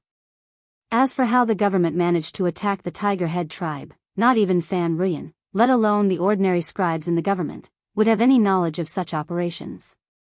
It was undoubtedly a closely guarded secret. At this juncture, the second-in-command and the others grew even more agitated. They yearned to depart the city post-haste and return to the safety of their stockade. Only upon returning to the Min family tribe and Liuhe fort could they hope to unravel the intricacies of the situation. Listen to me. By tomorrow at the latest, I must be out of this city, by any means necessary. Otherwise, it'll unleash chaos. Do you believe I won't be the first to draw blood? The leader of the Tiger Head tribe seethed with frustration, his desire to exact vengeance palpable. Fan Rian's face drained of color and terror, her body trembling like an autumn leaf caught in a storm. The second-in-command addressed her sternly, Did you hear that? Waste no time in devising a plan to facilitate our departure. Consider the consequences for your Fan family before entertaining any foolish notions. Humph. Fan Rian staggered, nearly collapsing to the ground. She managed to make her way out of the room and into the courtyard, where she found herself overwhelmed by dizziness and blurred vision. Darkness crept into her sight, threatening to engulf her. In a haze, she stumbled into Old Lady Fan's courtyard, her vacant expression unsettling the maidservants. Once upon a time, any display of fear or disarray from the maidservants would have earned them a swift and severe reprimand from Fan Rian. Yet today, she merely ignored them, her mind lost in a fog. Old Lady Fan reclined on a plush couch, her eyes half-lidded with rest. She beckoned a servant girl to kneel before her, gently massaging her tired legs. Upon hearing Fan Rian's hollow voice, Old Lady Fan instinctively looked up, her surprise mirrored in her expression. Hastily, she dismissed the girl and sat up straight. What's the matter? Why do you appear so distressed? Chapter 1900. caught in hobble. Old Lady Fan's eyebrows shot up, a wave of anger rippling across her features. Did your brother and sister-in-law do something? She demanded. No, no. Fan Rian shook her head, gesturing for the maids to leave. She then threw herself into her mother's arms, tears streaming down her face. Mother, please save me, please. Old Lady Fan was taken aback by her daughter's distress. How could you be so careless? Leaving evidence behind so easily. This won't end well, not at all. She harbored no qualms about Fan Rian's attempt to eliminate Xiao Yunduan and Xiao Xian. They had crossed a line and deserved their fate. But Fan Rian's lack of caution had put them all in jeopardy. At her mother's reprimand, Fan Rian felt a measure of relief, though her guilt lingered. But mother, what do we do now? Those 4 people are still in our house. You. Old Lady Fan's gaze bore into her. What to do now? It was a dilemma indeed. With the city under martial law, extracting them wouldn't be simple. It might be feasible for one person, but with 4 involved, it posed a significant challenge. That won't do at all. It was simply impossible to keep this matter hidden from everyone. At the very least, they would need assistance from the Guan family, their trusted maidservants, and other servants. But with their involvement, the secret could easily slip out, spelling disaster for the Fan family. Yet, they couldn't abandon Thema as Old Lady Fan pondered. Frustration bubbled within her, leading to another scolding directed at Fan Rian. Tears welled up in Fan Rian's eyes. Seeing her daughter, once vibrant and full of life, now reduced to trembling fear, Old Lady Fan's heart softened. She couldn't bear to continue scolding her. It was Xiao Xian and Xiao Yunduan who deserved the scolding. If they hadn't interfered, none of this would have happened. Hadn't An's prefecture city been peaceful all these years? Why did they have to meddle? Summoning her 2 sons, Old Lady Fan grilled them for answers. Had the government truly obliterated the Tiger Head tribe, or was it exaggerated? What was the current status of the tribe? Had the stronghold truly fallen? And what about the bandits? Had most fled to the Min family tribe and Liuha fort? And so it continued. Second Old Master Fan seemed unusually knowledgeable. Old Lady Fan pressed for answers, growing impatient with his evasiveness. I'm neither a mountain bandit from Tiger Head tribe nor a constable from the government. How would I know? Angrily, Old Lady Fan retorted, if you know nothing, then what good are you? If you're so useless, why bother being here? Second Old Master Fan snapped back, frustration evident. If you're so bored, why not hire storytellers? Why bother with this? It's unrelated to us. Why would I bother knowing? It's nothing but bad luck. What nonsense. Keep quiet. The exchange escalated into a heated argument between mother and son. Fan Rian, burdened with guilt, found her brother's words grating and joined in, further infuriating Second Old Master Fan. First Old Master Fan, silent until now, felt an odd sensation creeping over him. Suddenly, he interjected, Mother, are we somehow connected to Tiger Head tribe? Chapter 1901, reporting to the official. Old Lady Fan was taken aback, her response sharp. What nonsense are you spouting? Though her reaction was swift, First Old Master Fan had already grasped the truth. A chill settled over his heart. Under his stern interrogation, Fan Rian reluctantly admitted her mistake. With Old Lady Fan unwilling to intervene, she found herself caught in a vicious cycle. Since you've asked, we're family after all. I might as well tell you. We need to find a solution to this. We're in this together, for better or worse. Old Lady Fan remained silent, leaving Fan Rian to explain. Initially hesitant, Fan Rian stumbled over her words as she tried to deflect. Facing First Old Master Fan's relentless questioning, she had no choice but to come clean. Second Old Master Fan was aghast, his emotions a mix of shock, anger, and fear. Pointing an accusing finger at Fan Rian, he exclaimed, You dare to court disaster. Those bandits are ruthless. Even we steer clear of them. But you? You willingly walked into their den like a lamb to the slaughter. If they spare you, who else would they spare? And yet you have the nerve to shed tears? It seems you're aiming to bring ruin upon us all. Fan Ruyan was overwhelmed with a mix of aggrievement, embarrassment, fear, and terror. Her brother's coldness pierced her heart, filling it with a chilling despair. Tears streamed down her face as she cried out, "How is this my fault? I'm acting in the best interests of the Fan family, trying to alleviate our worries. That official won't spare us. Don't delude yourself. I'm just trying to take preemptive action." "Don't be so full of yourself," second old master Fan snapped, his anger flaring. "You refuse to acknowledge your mistakes, yet somehow turn them into heroic deeds. It's absurd. And it's all because Mother indulges you." Old Lady Fan interjected sharply, "Second son, have you lost your mind? Criticizing your own mother? I think Ener has a point. If you weren't so useless, why would you rely on her? That Xiao has been targeting our family. If we don't act, hell never let us be. How did you Euro, enough, both of you. Why are you arguing at a time like this?" First old Master Fan's head throbbed with frustration. He admonished them sternly, "This is not the time for squabbling. We can't afford any more mistakes." "What are you suggesting?" Old Lady Fan and Fan Ruyan spoke simultaneously.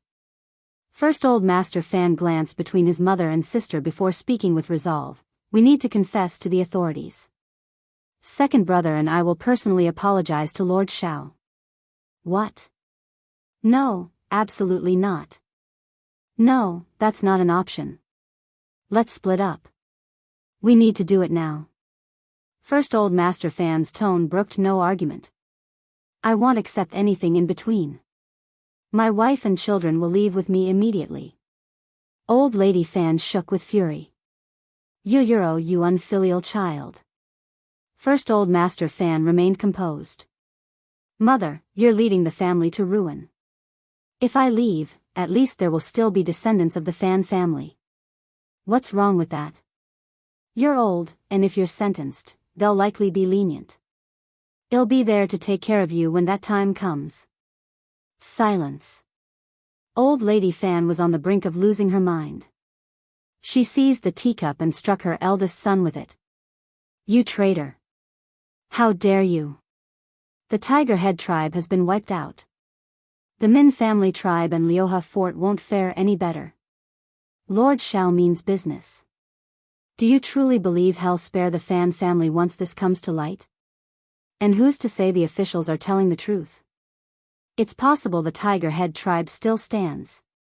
Perhaps they've all sought refuge with the Min family tribe and Liuha fort?" Chapter 1902, Distributing Money to Eliminate Disasters. That Xiao may have caught the Tiger Head tribe off guard, but using the same tactic on the Min family tribe and Liuha fort? Highly improbable. What are the odds? And when he's gone, who will be privy to our family's deeds? Second old Master Fan had a revelation. "I see now why you've been so curious about Thema Euro." First old Master Fan shook his head with a bitter smile. Ever since Lord Xiao assumed office, his actions have been nothing short of decisive. Moreover, there were reports of hundreds of bandits and their families being escorted out of An's province. Witnesses abound. How could it be fabricated? I've also heard of officials lurking near the Min family tribe and Liuha fort. Those mountain bandits hardly dare to venture down. Lord Xiao's might is beyond measure. Even if he ultimately fails, the Min family tribe and Liuha fort won't emerge unscathed. At the very least, they'll suffer internal strife. And wouldn't the imperial court send troops to quell them then? Even if the court doesn't intervene, the Min family tribe and Liuha fort aren't exactly paragons of virtue. If we're deeply entangled, will they allow us to sever ties easily? Will we have to live under their threat indefinitely? Can Mother guarantee that the imperial court won't crush the bandits or that our secret won't come to light? Once exposed, our family will face plunder and exile. It's like a sword dangling over our heads. There were boundaries that shouldn't be crossed. In the past, even when the Fan clan negotiated with the mountain bandits, they knew when to stop. Both sides maintained a careful distance, ensuring no incriminating evidence exchanged hands. But Fan Rian's actions were foolish. Shed welcomed danger with open arms, inviting disaster. What made matters worse was her refusal to admit fault. She genuinely believed she was acting in the family's best interests. Her stubbornness grated on First Old Master Fan. He contemplated splitting up, even if it meant enduring hardship. Old Lady Fan was at a loss for words. Fan Rian, trembling, glanced at her mother and brothers, feeling a sense of unease. Finally, after a prolonged silence, Old Lady Fan spoke in a hushed tone. If we report this to the authorities, will they not pursue the matter? Mom. Quiet. First Old Master Fan snapped at Fan Rian, resisting the urge to scoff at his mother's optimism. How could the government not pursue this? Do you realize the gravity of our situation? But if we confess, even if they do, it's just forfeiting some assets and enduring a few punishments. It's far better than risking the annihilation of our entire family. Fan Rian interjected anxiously, that's not acceptable. Can the Fan family still uphold its status as one of the 3 major families in An's province? Lord Shao will demand a hefty price. First Old Master Fan shot her a cold glare. Being associated with banditry is a capital offense, punishable by confiscation, exile, or even execution. Do you still care about our family's reputation? What use are titles and possessions if you're dead? You won't even be able to hold on to those when the time comes. Fan Rian's complexion fluctuated between red and white, her heart throbbing painfully. She couldn't bear to continue, unable to meet First Old Master Fan's gaze. Second Old Master Fan winced, his teeth clenched in agony. I side with my elder brother. What choice do I have? After a prolonged silence, Old Lady Fan sighed heavily. Forget it. I won't intervene. Do as you see fit. But I have one condition. Your sister has been coddled since childhood. I won't allow her to suffer. Chapter 1903, Apology. Tears streamed down Fan Rian's cheeks. Mothra the second Old Master Fan cast a brief glance at Fan Rian, but remained silent. Despite his dissatisfaction, he couldn't bring himself to defy his mother, nor did he entertain the thought of sacrificing his sister. The First Old Master Fan sighed heavily and nodded. Sister, let it be. Do not involve yourself any further in this matter. In essence, the burden of this issue would fall upon the First Old Master Fan. Fan Rian, finally feeling a pang of guilt, murmured softly, Thank you, Elder brother. Though the situation seemed resolved, Fan Rian still felt a lingering unease. With trepidation gripping her, she found herself unwilling to return to face the second-in-command and the others, and so she declared her intention to stay with her mother. Old Lady Fan consented. The First Old Master Fan pondered their predicament. He promptly instructed Fan Rian to return and pacify the others with some strategic information. Those individuals were inherently cunning and would undoubtedly be on high alert. If Fan Rian failed to return, their suspicions would be aroused, possibly leading to rash actions. Despite the presence of guards at home, they were no match for such cunning adversaries. The consequences of injury or death would be dire, and if the culprits escaped, the Fan family would be left to bear the weight of their transgressions. Fan Rian hesitated at the thought of returning. Once, facing the situation head-on seemed manageable, but now, having vocalized her fear, she found herself devoid of courage. She simply couldn't muster the strength to face it again. Fear gripped her tightly. The First Old Master Fan's frustration nearly reached its boiling point. The Second Old Master Fan's anger was palpable. Why did fear suddenly strike you now? Were you not afraid when you first stumbled upon them? You showed no fear after sheltering them in our residence for days. Yet now, you claim to be afraid. Your timing couldn't be worse. You must maintain your facade convincingly.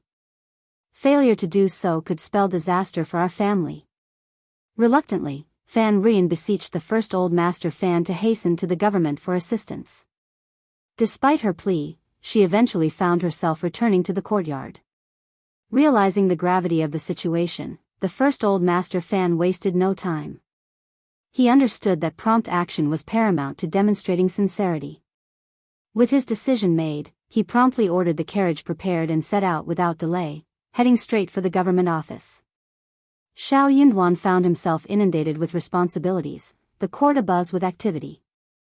Unable to meet with the first old master Fan immediately, Xiao Yunduan received word, albeit at a considerable expense, that urgent matters required his attention. Xiao Yunduan didn't meet him until he received notification. Upon their encounter, the first old master Fan immediately dropped to his knees before Xiao Yunduan, performing 3 deep kowtows. As he lifted his head, a trickle of blood adorned his forehead, yet he seemed unaffected by the pain. With a solemn expression, he implored, "Lord Xiao, I beg for your mercy." Tears streamed down the first old master Fan's face as he confessed, shouldering full responsibility for the ordeal. He admitted to succumbing to greed and foolishly harboring the mountain bandits in his home after being coerced by them. The weight of his actions grew heavier with each passing day, especially after the complete obliteration of the Tiger Head tribe, a testament to Lord Xiao's formidable power. It was then that he realized the magnitude of his error. In a bid to rectify his wrongdoing and prevent further harm, he mustered the courage to surrender himself. He pleaded earnestly for Lord Xiao's forgiveness, hoping for clemency for the Fan family. Xiao Yunduan had harbored suspicions regarding the Fan family, fueled by Qiao Xian's revelations. However, lacking concrete evidence, he couldn't justify ordering a search. Instead, they could only wait for the Fan family's exposure, anticipating the opportune moment to apprehend them. Unexpectedly, the first old master Fan had taken the initiative to confess. Despite this, Xiao Yunduan remained skeptical of the veracity of the first old master Fan's claims. Chapter 1904, Punishment. In Xiao Yunduan's estimation, the notion of the first old master Fan committing such a foolish act seemed improbable, regardless of his perceived foolishness. Conversely, the second old master Fan appeared lacking in the courage required for such a scheme. In contrast, the woman seeking a husband appeared impulsive and arrogant, heedless of the consequences of her actions. However, given the first old master Fan's confession, Xiao Yunduan saw no need to expose him. Ultimately, the outcome remained unchanged, and it mattered little to him. It was advantageous that the first old master Fan willingly assumed responsibility. As the head of the family, his culpability would only exacerbate matters. The imperative task of apprehending the mountain bandits demanded immediate attention. Xiao Yunduan swiftly arranged for personnel to capture them from the Fan family. Turning his attention back to the first old master Fan, Xiao Yunduan spoke gravely, "Banditry is a grave offense, punishable by confiscation, exile, or execution. Even if you acknowledge your wrongdoing, death cannot be evaded. Do you confess?" I confess. I plead guilty. I beseech your mercy, Lord." The first old master Fan's voice quivered as he bowed once more, demonstrating respect, genuine contrition, and unwavering cooperation. Xiao Yunduan exhaled deeply, relieved that the lives of the entire family were spared. All businesses registered under the Fan family name will be forfeited daily. Failure to forfeit 150,000 mu of fertile land will result in a fine of 300,000 taels of silver. The principal offender shall be imprisoned for 3 years. To avoid imprisonment, a sum of 50,000 taels of silver may be paid as penance. However, during this period, the principal offender is restricted to An's province and must conduct themselves impeccably. Any transgressions will be met with dual punishment. Xiao Yunduan's words struck the first old master Fan with a pang of anguish. The severity of the punishment weighed heavily on the Fan clan. Despite bracing himself for Xiao Yunduan's judgment, he hadn't anticipated such ruthlessness. Each decree felt like a deep wound. First old master Fan ventured cautiously, Lord, the Fan family will unquestionably heed your guidance from now on. Please, have mercy. This punishment is truly euro. I cannot afford leniency in public. It would compromise my authority in the future. An's province operates under different circumstances. Even with the eradication of these bandits, lasting stability is uncertain. I consider my judgment to be lenient already. Cold sweat trickled down the first old master Fan's back. He dared not contest further. Hastily, he nodded in agreement. Yes, yes. Your wisdom is undeniable, Lord. My lapse in judgment. Given the gravity of the Fan family's transgressions, he had little ground to stand on, even with their assets on the line. Xiao Yunduan's expression twisted into a sneer. As long as you understand. He cast another meaningful glance at the first old master Fan, adding pointedly, remember to maintain discipline within your family. Any further indiscretion will be met with impartial punishment. He wasn't oblivious to the likelihood that the first old master Fan might not be the primary culprit. However, he tacitly acknowledged this while ensuring the first old master Fan understood that he was aware of the situation. As expected, the first old master Fan visibly startled, his heart skipping a beat. He nodded fervently, unable to suppress the urge to wipe the cold sweat from his forehead. Xiao Yunduan summoned Zheng Sang and instructed him to draft the case for the first old master Fan's signature. He then tasked him with leading a contingent of men to the Fan family's residence to announce the punishment and oversee the confiscation of assets. Additionally, Xiao Yunduan directed another scribe to swiftly prepare a document, making multiple copies, sealing them, and distributing them throughout the city, including at the city gate. The severity of the Fan family's offense demanded public acknowledgement and explanation, lest rumors and falsehood spread, particularly considering the character of Old Lady Fan and Fan Ruyan. Xiao Yunduan understood the importance of clarity in such matters and resolved to draft another document to report the incident to the magistrate, ensuring transparency and accountability. Chapter 1905. Shaken the city. It was inconceivable for An's province to forego such a substantial windfall from the Fan family, despite the financial strain experienced by the provincial government. Upon receiving the confiscated funds and goods, meticulous counting was imperative, with a portion destined for remittance to the magistrate's office. The repercussions of this affair rippled through various channels. The Fan family was plunged into despair. Old Lady Fan, upon learning of the severe punishment meted out to her family, succumbed to the shock, fainting on the spot. Panic once again gripped the Fan clan. In the midst of the chaos, Fan Ruyan's gaze bore into Jia Heming. Just as she prepared to speak out, her brother, the first old master Fan, who had been watching her intently, swiftly grasped her sleeve, his voice a low, urgent whisper. What are you thinking? What do you intend to say? Consider who is truly responsible for all of this before you utter a word. Let me make it clear. Dealing with bandits warrants severe measures. The Fan family is compensating to quell the calamity. Cease this. Do not stir up further trouble.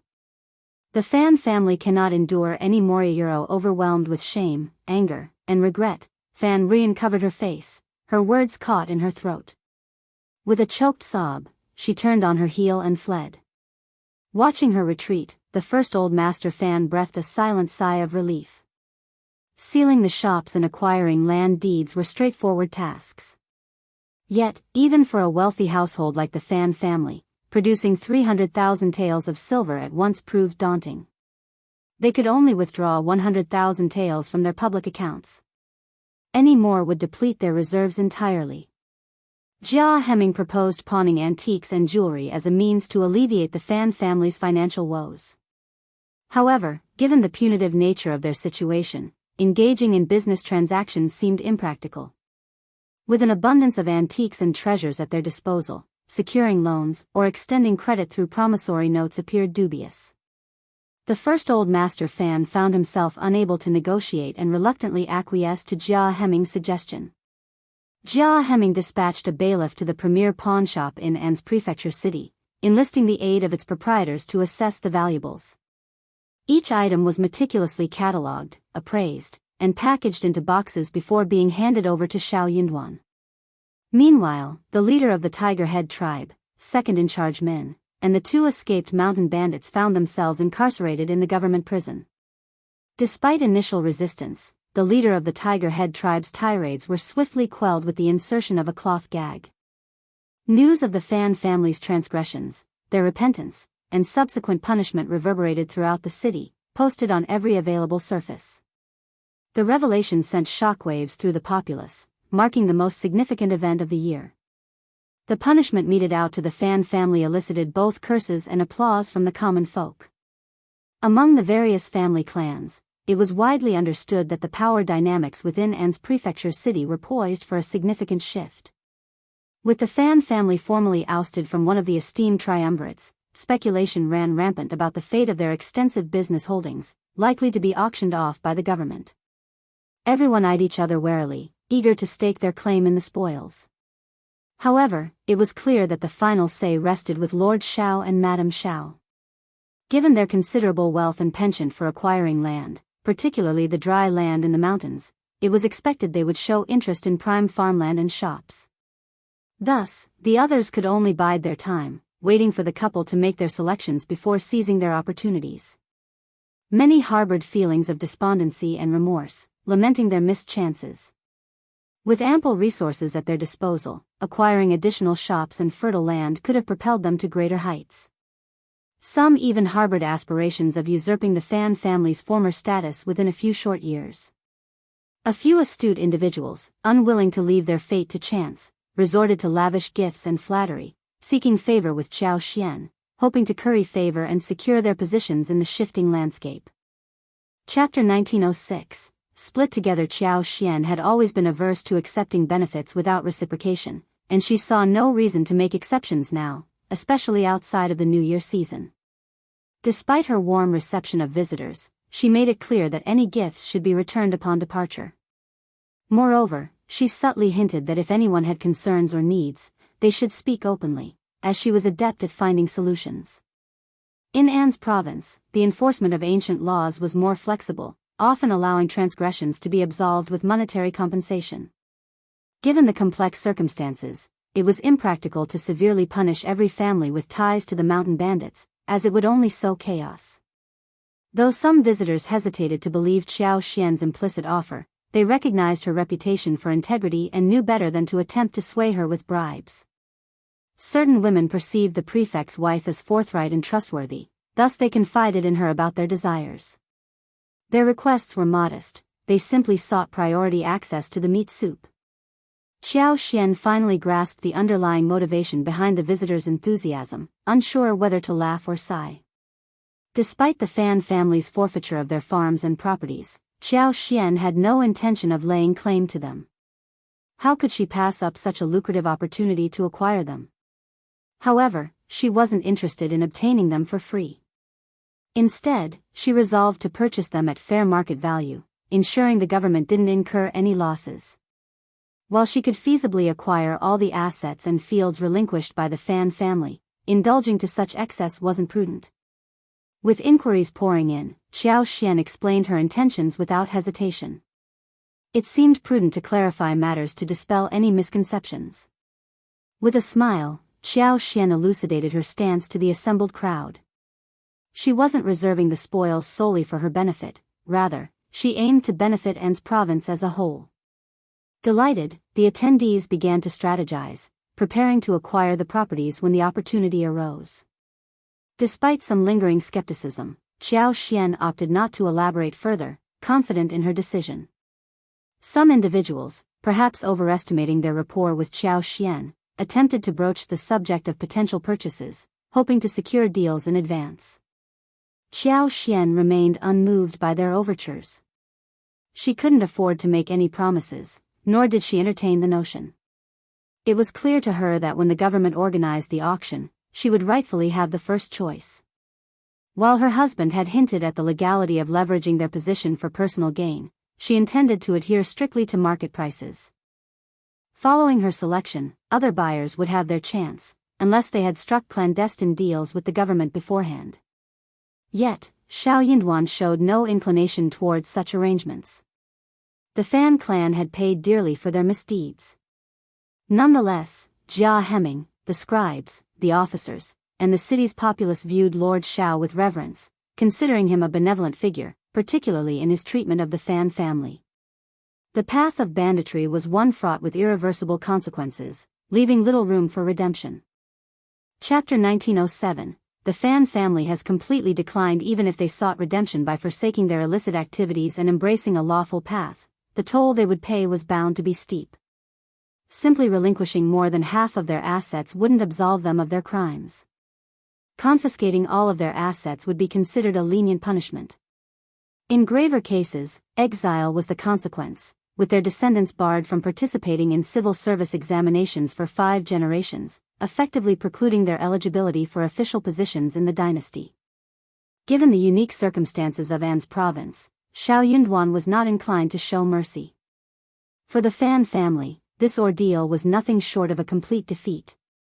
Among the 22 confiscated shops were prime locations that generated substantial income for the clan annually. Their loss not only deprived the Fan clan of significant sustainable wealth but also necessitated the dismissal of shopkeepers and workers. Many of these employees had been painstakingly nurtured by the Fan family over the years. Dismissing them now would make it challenging for the Fan family to resume business operations in the future. Yet, retaining them would require a considerable financial commitment. However, few shopkeepers were willing to remain under such conditions.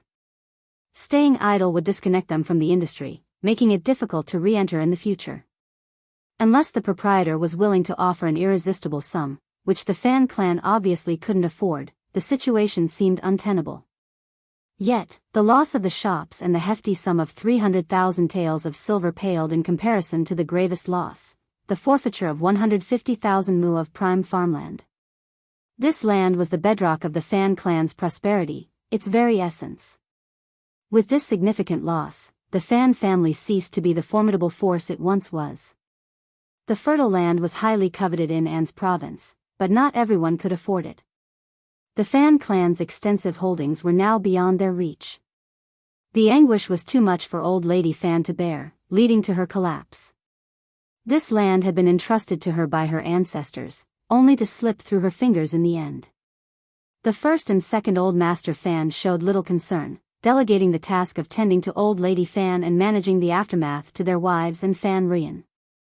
The immediate priority was to address the aftermath swiftly and allow the Fan family to retreat into seclusion, nursing their wounds in private. The news of the Fan family's betrayal of the mountain bandits had already spread far and wide.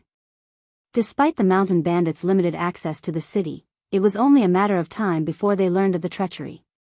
Their animosity towards the Fan family ran deep, and there was no telling if they would seek revenge.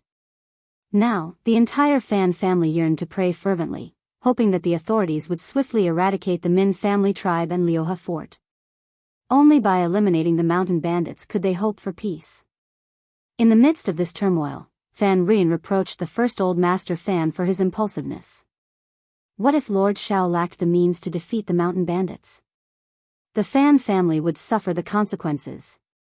In hindsight, the Fan clan could have waited and assessed the situation before taking action.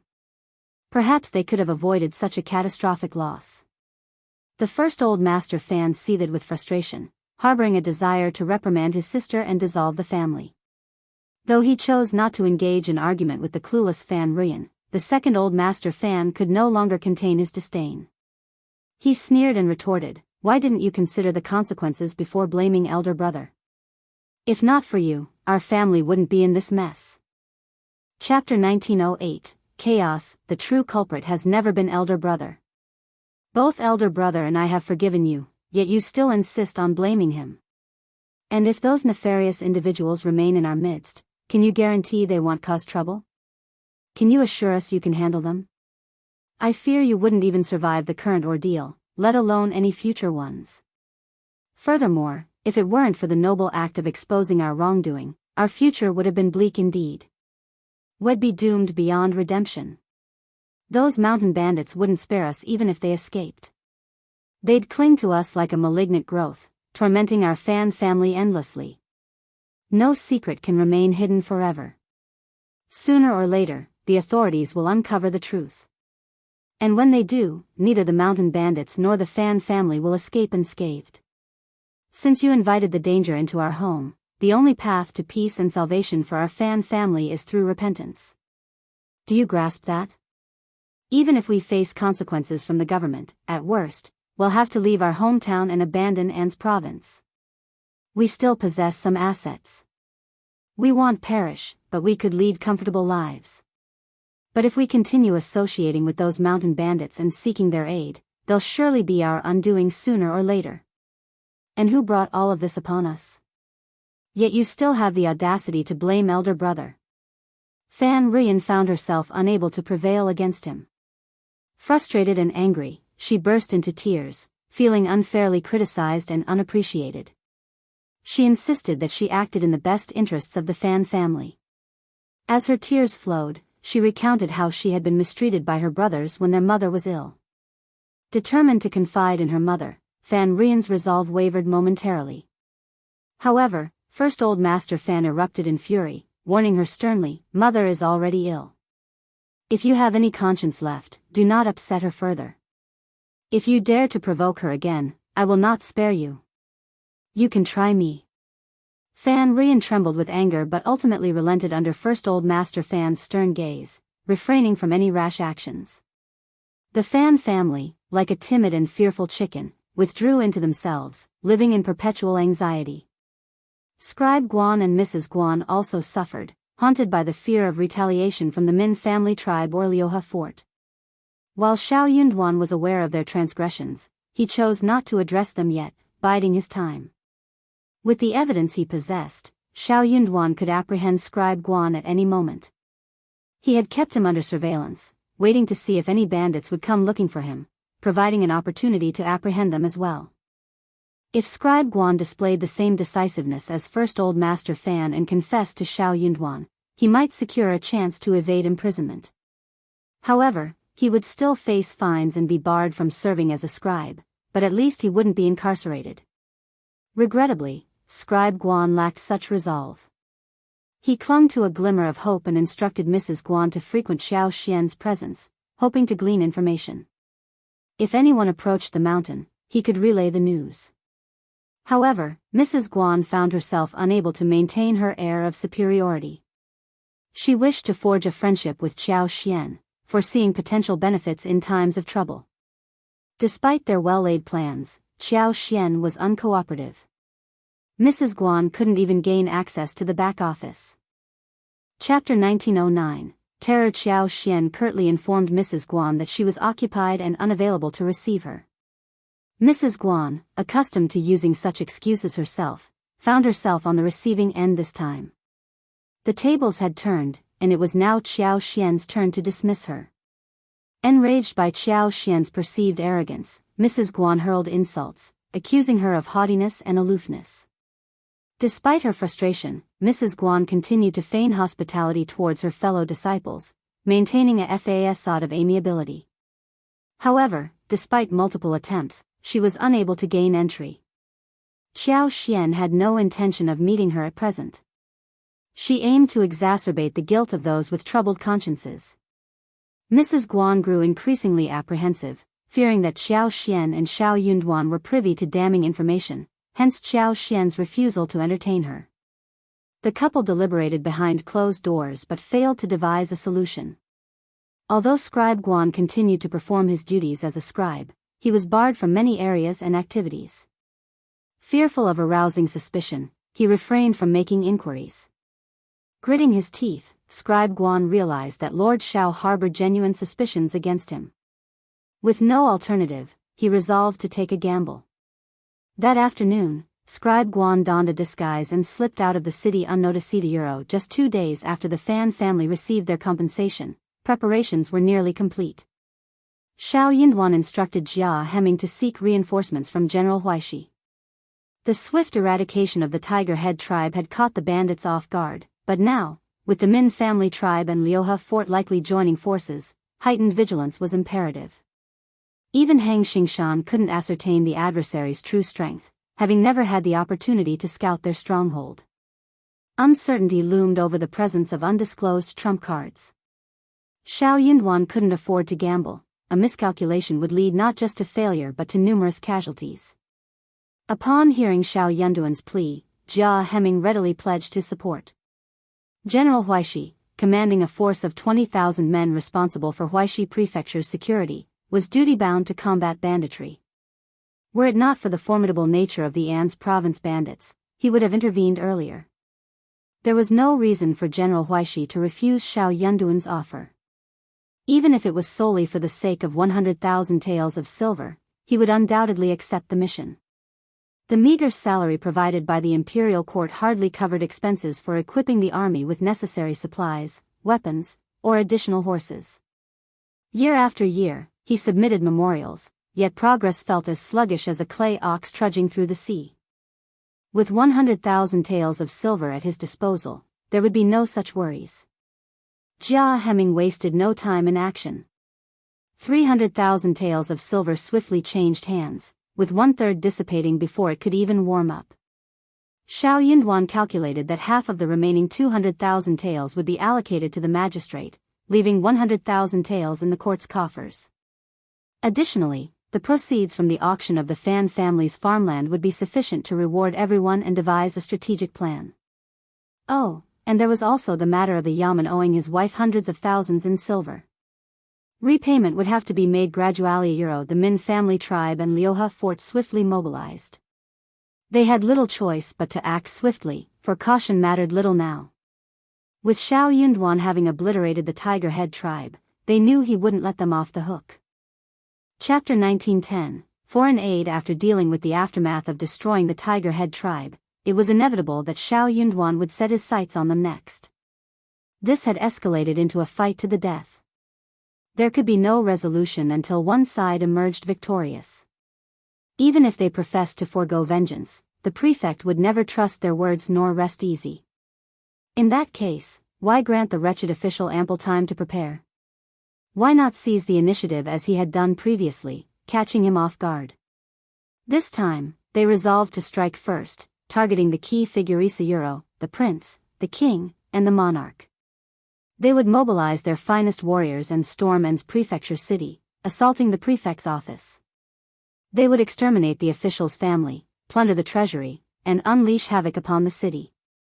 Then, before the imperial court could react, they would vanish into the mountains. They understood well that if this operation succeeded, it would send shockwaves through An's province and Huaishi prefecture, and even reverberate to the imperial court.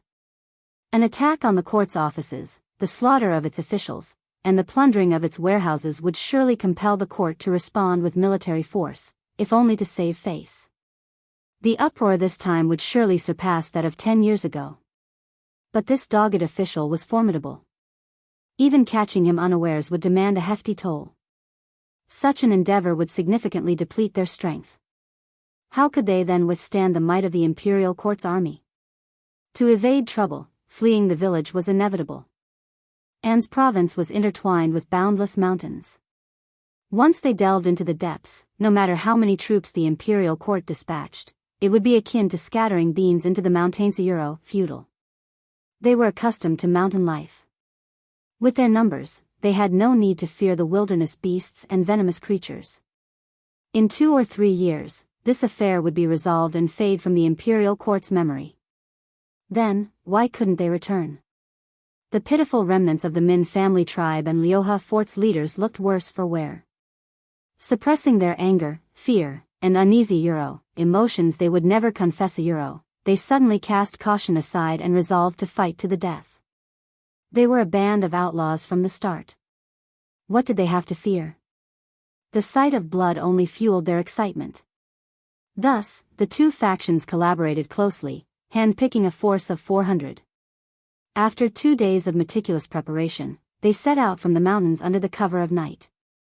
Utilizing the darkness and rugged terrain to their advantage, they arrived outside An's prefecture city in the dead of night. The vanguard, clad in dark garments, approached the city gate with aggressive agility. Their eyes gleamed with wild fervor, reminiscent of wolves and tigers. They eagerly awaited the signal to storm the city, brandishing their weapons in anticipation of exacting vengeance and sending the dogged official's family to their demise. As the agreed time arrived, a low, prearranged bird call rang out. With a creak, the city gates slowly swung open. Upon reaching a sufficient gap, the bandits roared triumphantly, wielding an array of weapons as they surged forward with murderous intent. Meanwhile, their accomplices lying in wait in the nearby forest, 2 to 3 miles away, heard the clamor and surged forth to join the fray. Chapter 1911, Final battle. To their dismay, as they surged through the city gate, they watched in horror as it began to slowly close once more. The front ranks froze, their eyes widening in disbelief as they stumbled to a halt. Behind them, the momentum of those charging forward caused a chaotic collision, nearly knocking them off their feet. Amidst the confusion, cries of pain and confusion filled the air. Before they could grasp the situation, a barrage of arrows whistled through the air like a swarm of locusts, sending the bandits into a frenzy of panic. In the blink of an eye, flames erupted from all directions, and the heavens reverberated with the thunderous clamor of approaching soldiers. Over 2,000 bailiffs and soldiers descended upon the hapless bandits with relentless ferocity, catching them off guard and sealing their fate. It was a slaughter, utterly one-sided. The mountain bandits screamed, cursed, and wailed in despair, their frantic attempts at escape resembling headless flies darting aimlessly. But there was no escape from the relentless onslaught closing in around them. The encirclement tightened, gradually closing in on the mountain bandits until none remained, including their leaders and most steadfast members. It had been ages since the soldiers had tasted such a decisive victory, and their jubilant cheers echoed across the battlefield. Meanwhile, the elite bandits who had entered the city earlier met a similar fate, swiftly dispatched by the waiting bailiffs and soldiers lying in ambush. Not a single one managed to escape. The individual who had facilitated their entry into the city wasn't Scribe Guan, who had initially colluded with them. By this time, Scribe Guan and his wife found themselves incarcerated in the prison. With the battle won, over 100 soldiers remained behind to clean up the aftermath, while the rest swiftly regrouped and set off towards Liuhe Fort and Min family tribe, their resolve unwavering. Over 200 sets of clothing were stripped from the fallen bandits, quickly donned by the soldiers who adopted their guise to march at the forefront of the advancing column, their determination evident in their demeanor. Once in the mountains, they divided into two groups, each headed towards Min family tribe and Liuhe Fort respectively. Jia Heming's visit to General Huaishi went smoothly, thanks to Xiao Yunduan's generous funds. Jia Heming promptly handed over 50,000 taels of silver, leaving Qin Wuyo and the other generals beaming with delight and heaping praise on Lord Xiao's generosity. They extolled his virtues, hailing him as a true exemplar, demonstrating that even a scholar could possess such courage, swiftly dealing with the bandits without hesitation. It put their own reluctance to send troops to shame. Qin Wuyo wasted no time in mobilizing his troops, leading a force of 3,000 elite soldiers as per Xiao Yunduan's instructions. They approached An's city stealthily, taking advantage of the dense forest cover that shrouded the region. Their presence remained undetected, concealed within the secluded valleys and thickets of the An's province hinterlands.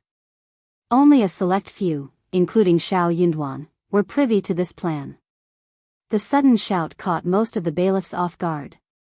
Meanwhile, as the battle raged outside An's prefecture city, the 2,000 soldiers had divided into two groups and stealthily positioned themselves near Liuhe Fort and Min family tribe.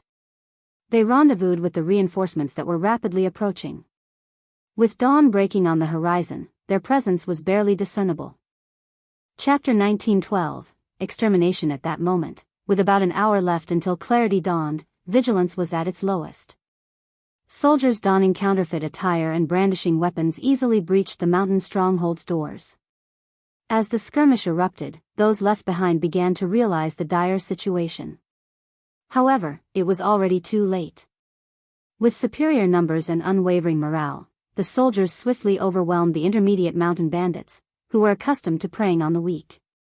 Having suffered consecutive setbacks and diminished strength, panic and apprehension consumed them. In the face of a formidable foe, they trembled in fear, some even losing control of their bladders and crying out for their parents as they fled in every direction to preserve their lives.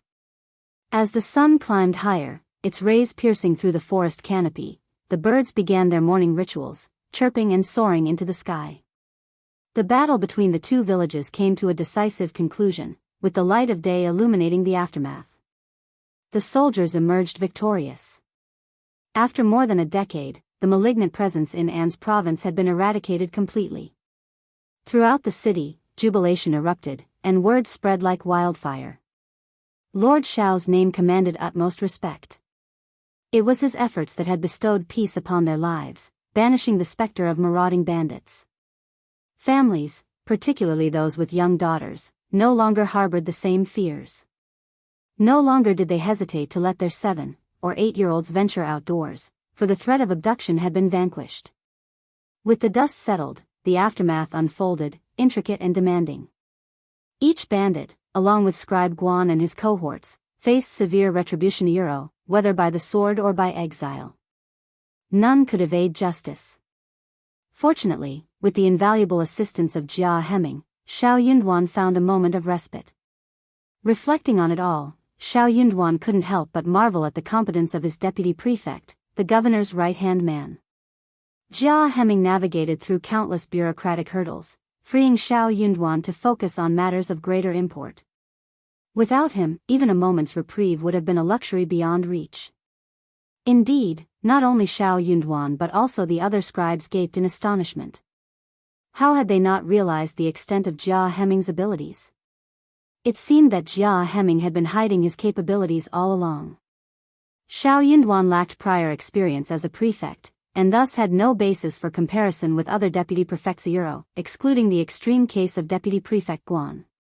He knew Jia Heming to be competent, but the revelation of his true abilities left him awestruck. Jia Heming's capabilities far surpassed those of an average individual. In essence, he was the equivalent of 5 ordinary deputy prefects combined. Previously, some had harbored doubts regarding Jia Heming's appointment as deputy prefect. Yet, witnessing his actions dispelled any lingering skepticism.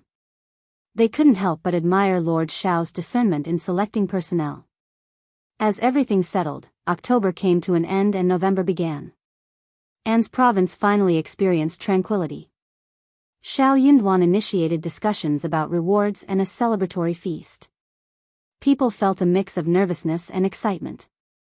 After toiling tirelessly for so long, it was finally time to unwind and revel in the moment. The banquet unfolded at the state office, with the 2 prominent restaurants in the city fully booked. A plethora of delectable dishes and beverages flowed continuously. Xiao Yunduan led hundreds of government officials in merry revelry, indulging from noon until late into the night. Meanwhile, Qiao Xian arranged a separate banquet in the back garden, extending invitations to all the officials' wives. Both inside and outside, the atmosphere brimmed with jubilation. Chapter 1913, Managing Aftermath. Everyone exuded energy and excitement, their hearts aglow with warmth and confidence. With Lord Xiao, the prefect, at their side, worries about the future dissipated. They knew they had made the right choice in following him. A promising future lay ahead, infusing everyone with vitality as they embarked on what promised to be a splendid day. Gone were the days of confusion and aimlessness. With each toast raised in honor of Lord Xiao, admiration swelled as it became evident that he remained sober despite the revelry. His remarkable tolerance for alcohol only served to deepen the respect everyone held for him. Lord Xiao's prowess, evident in his defeat of the mountain bandits, elevated him to the status of idol among countless bailiffs and constables. The following day, Xiao Yunduan unveiled the reward list he had collaborated on with Jia Heming and others, ensuring that everyone received their due recognition. Even the most ordinary of bailiffs received a reward of 10 taels of silver each, while Jia Heming, Hang Xingshan, Sun Bai, Sun Qian, Jing Sang, and others were granted the highest amount, euro 500 taels each. Various increments of 200, 100, 50, and 20 taels were distributed among the remaining recipients. The rewards were deemed exceptionally fair and just, leaving no room for dissatisfaction. Each recipient eagerly lined up to claim their silver reward, their faces illuminated with joy. Qiao Xian, in a gesture of goodwill, also distributed rewards to those at the back of the court, though modest in comparison, simply to share in the joy and excitement. Jia Heming and his wife were overwhelmed with happiness and gratitude. When Jia Heming returned home bearing a bounty of banknotes, Mrs. Jia could scarcely believe her eyes, her smile uncontainable. Anticipating a more modest reward, Mrs. Jia had already envisioned how to allocate 10, 20, or 30 taels. However, receiving 500 taels of silver left her at a loss for how to manage such unexpected wealth. Both Lord Xiao and Madame Xiao, known for their benevolence, refused any compensation for their efforts. Their altruism only strengthened the resolve of Jia Heming and his wife to stand by them, assured that following their lead would only enrich their lives further. Following the rewards, the assets of the Fan family and the spoils obtained from the 3 villages commenced auction proceedings. The mountain bandits lived a rugged existence, showing little regard for conventions. They eschewed productive endeavors, relying instead on coercion to obtain what they needed from affluent families. Failure to comply meant their goods would be forcibly taken. Consequently, their stockpile atop the mountain was meager. Moreover, during the breach of their stronghold, opportunistic allies pilfered some of the remaining wealth, further depleting their resources. The spoils, including gold, silver, food, and weaponry, were primarily sourced from the national treasury. Only a scant selection of jewelry, fabric, and a few ornamental items were available for auction. Additionally, a handful of houses clandestinely acquired at the mountain's base were put up for sale, though their association with the bandits rendered them undesirable to wealthier buyers. Ultimately, these items fetched relatively low prices.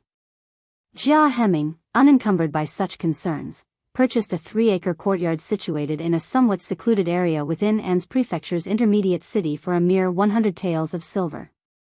Xiao Xian, mindful of her status as the prefect's wife, refrained from making a purchase, despite the attractive prices. Nevertheless, she couldn't help but feel a twinge of regret at passing up such a bargain. Even the residence of Scribe Guan found its way to the auction block. Chapter 1914, Purchase. Following this, all eyes turned to the Fan clan as their assets were up for grabs.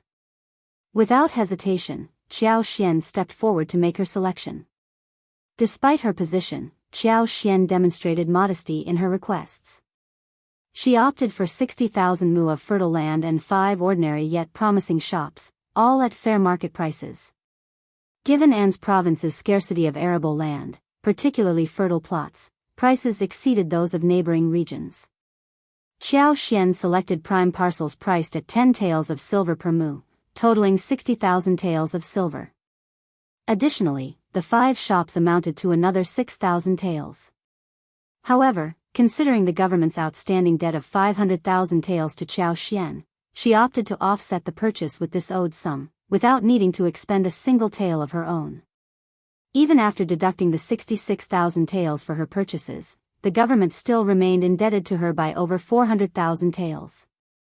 Xiao Yunduan took responsibility for reimbursing this remainder, leaving him indebted to her for 400,000 taels. These transactions were conducted transparently, with both the government office and local populace acknowledging the legitimacy of the arrangement. Despite acquiring substantial assets from the Fan clan, Xiao Xian's generosity was evident as she chose to share her newfound wealth with the community. In addition to the land and shops, numerous rare antiques from the Fan clan were also put up for auction.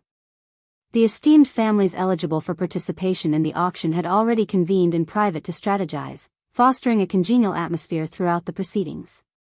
As a result, nearly everyone secured their desired acquisitions, leaving them thoroughly content. With this milestone, the entirety of An's prefecture city finally achieved a state of complete safety. Seizing the opportunity, Xiao Yunduan took a well-deserved 3-day respite to accompany Xiao Xian and Anan on a journey outside the city. The trio explored their own farms, trekked through the mountains, and reveled in the breathtaking scenery, joined by Yi and Sun Bai. However, despite the break, exhaustion still lingered among the group, denying them proper rest. Sun Bai, Sun Qian, and Zheng Sang, sensing a need for additional manpower, conferred with Hang Xingshan, a local resident, and brought their concerns to Xiao Yunduan. Together, they issued a notice to recruit officers meeting specific criteria, aiming to bolster their ranks by approximately 50 individuals. Their collective resolve was clear: alongside the current bailiffs, rigorous training was imperative. In An's province, the specter of banditry persisted, exacerbated by the region's strategic location. Should fugitives seek refuge here in the future, a robust force would be required to apprehend them. The necessity for ample manpower was evident. Reviewing the accounts, Xiao Yunduan felt confident in shouldering the responsibility and thus gave his approval. It was common knowledge that positions within the government office were highly sought after, with young and capable individuals eagerly vying for selection. The atmosphere in An's province city became vibrant and bustling as a result. While new recruits were being chosen, the existing bailiffs remained active. Despite the successful dismantling of the Min family tribe, Liuhe Fort, and Tiger Head tribe, Xiao Yunduan recognized that more needed to be done. He issued orders for a thorough search of the 3 villages, commanding the destruction of all structures, including basements, sentry posts, fortresses, and passes, ideally reducing them to rubble. In essence, the objective was the complete eradication of these 3 locations. The prospect of any resurgence in the future was utterly eliminated. Xiao Xian's curiosity got the better of her, prompting her persistent requests for Xiao Yunduan's approval to join the expedition. Initially resistant, Xiao Yunduan dismissed her requests, labeling them as mere whims. After all, what allure could a mountain bandit village possibly hold? He chided his increasingly obstinate wife. However, his resistance proved short-lived. Within a mere 2 days, Xiao Yunduan relented, swayed by Xiao Xian's gentle persuasion. Chapter 1915. Going to Liuhe Fort. Xiao Yunduan found himself swayed when Xiao Xian appeared in her light riding outfit, a realization dawning upon him. From then on, he knew that resisting his wife's requests would be futile. Ultimately, he resolved to indulge her desires, though not without attempting to negotiate for better terms. After all, bargaining often yielded unexpected benefits. In the end, everyone was content, and Xiao Yunduan found joy in his wife's happiness. As for Anan, despite his lively demeanor, he was still too young to accompany them on their mountain excursion. Xiao Xian entrusted the care of their son to the nanny, Kai Yun, and Kai Ming before departing the city with Xiao Yunduan and their companions. Disguised and traveling by carriage until they reached impassable terrain, the group was prepared to proceed on foot when necessary. They were en route to Liuhe Fort, situated a considerable distance from An's prefecture city. Setting off at dawn, they traveled swiftly in light carriages, covering the distance in a mere 4 hours. Disembarking from the carriages, they proceeded on foot for over half an hour, arriving at Liuhe Fort around noon. Of the 3 strongholds, Liuhe Fort was the closest to An's prefecture city, with the other 2 being more remote. Upon their arrival, the fort bustled with various demolition activities. Spotting Lord Xiao, the workers paused their tasks to greet him, only to be encouraged by Xiao Yunduan to continue their efforts. Xiao Xian, brimming with curiosity, felt invigorated rather than fatigued. She accepted the water offered by Xiao Yunduan and, tugging at his sleeve, suggested, "Husband, let's explore together. This place seems vast and flat." Xiao Yunduan, unable to resist his wife's enthusiasm, smiled helplessly. "Since you're so keen, let's take a stroll." Over the years, Liuhe Fort had expanded significantly, occupying extensive flat terrain. Recognizing the impracticality of relying solely on mountain-foraged resources, the bandits had cultivated vegetable gardens. A valley lay at the foot of the front mountain, while a wide stream ran behind it. In the distance, a picturesque white waterfall caught their gaze. Gazing into the distance, Xiao Xian marveled at the lush green mountains and winding rivers, captivated by the picturesque scenery. What intrigued her most was the mountainous terrain, characterized by steep peaks and vast valleys at their feet. An ideal landscape for expansion. Despite the current inconvenience of transportation, Xiao Xian saw potential in repairing the roads. While the mountain paths were challenging to traverse, the proximity to the nearby village suggested that with improved infrastructure, travel time could be significantly reduced. Inspired by her surroundings, Xiao Xian activated her superpower, surveying the area with satisfaction. Aware that their time was limited, they departed after a brief half-hour stay, returning to the village and boarding the waiting carriage back to the city. As they journeyed home, Xiao Yunduan embraced Xiao Xian, planting a kiss on her cheek and inquiring, "Are you tired?" Xiao Xian shook her head, a smile gracing her lips. "The scenery is splendid, I truly enjoy being here." Xiao Yunduan chuckled. "Now that things have settled down, how about we go hunting in the mountains together?" Chapter 1916, Taking a Fancy, Really? Of course. That is great. Xiao Xian's eyes sparkled. "You know what I like the most." Longing to explore the forests of An's province for potential resources and treasures had been a persistent desire for Xiao Xian. However, the presence of bandits had stifled any chance of realizing this dream, leaving her to merely fantasize about it. Now, as the opportunity to fulfill her aspirations approached, joy filled her heart.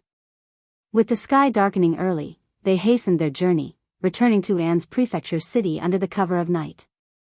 Their bodies ached, weary from the arduous trek. The challenging terrain necessitated a swift pace. Lingering on the road held the uncertainty of when they might safely return. Alighting from the wagon, Xiao Xian sighed in relief, her waist sore from the journey. The urgent need for road repairs was evident.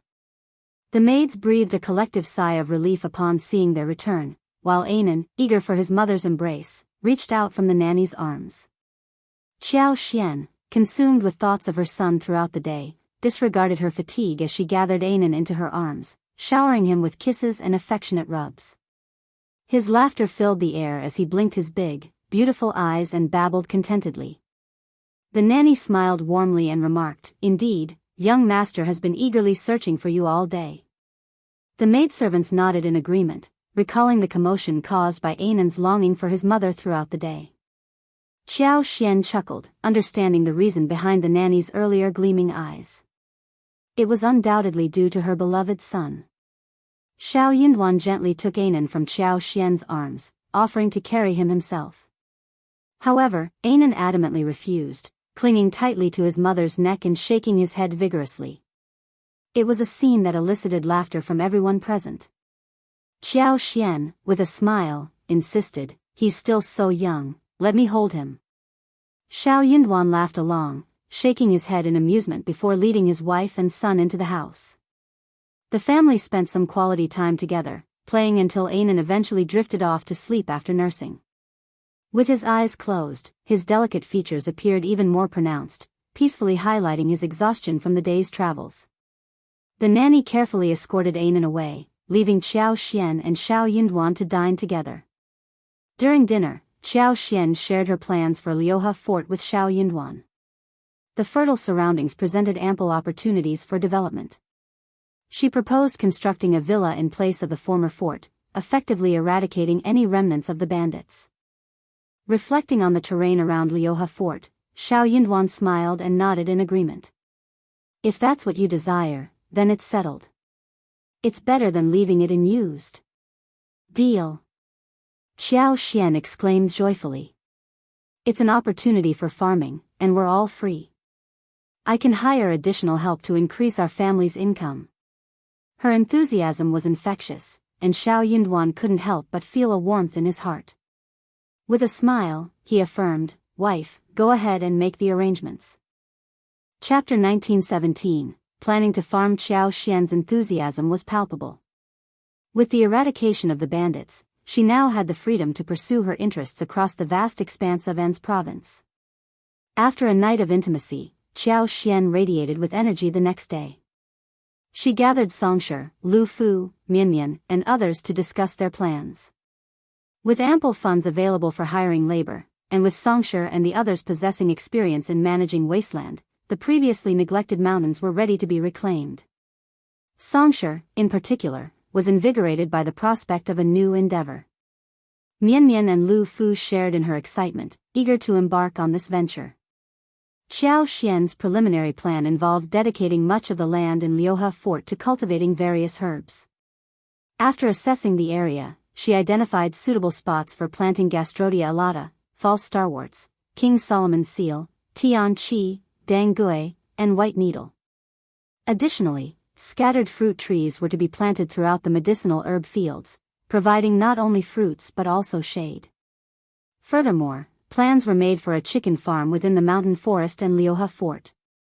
To maintain hygiene, the chicken farm would undergo a yearly rotation, 1 year for raising chickens, followed by a year of rest, during which the chickens would be relocated to a different site. This rotation ensured cleanliness and minimized the risk of disease outbreaks, a particularly crucial consideration given the potential for bacteria buildup in the chicken farm over time. Fortunately, the expansive mountain provided ample space to address these concerns. During this era, dealing with a chicken plague meant witnessing the chickens succumb one by one, with no effective solution in sight. Xiao Xian acknowledged her limited knowledge on the matter but understood the necessity of maintaining cleanliness and hygiene. She knew that providing clean food and water, along with ensuring spacious and clean living quarters for the chickens, were crucial. Additionally, during hot weather, she planned to use wormwood to smoke and disinfect the surroundings, while also providing herbal-infused water for the chickens to drink. Although she had heard of indigenous methods, such as using cactus to prevent chicken plague, she intended to explore this further and locate cactus plants for experimentation. Adjacent to the valley, a stream provided an ideal location for raising ducks. They dug several wide ponds along the stream and created numerous ditches with twists and turns. Water plants were planted, and ducks were introduced, with the area divided into sections for rotation. This ensured that the water source remained intact and allowed for adequate recovery time. If possible, he could even make a medium-sized pond to plant lotus roots and raise fish. Just thinking about it was beautiful.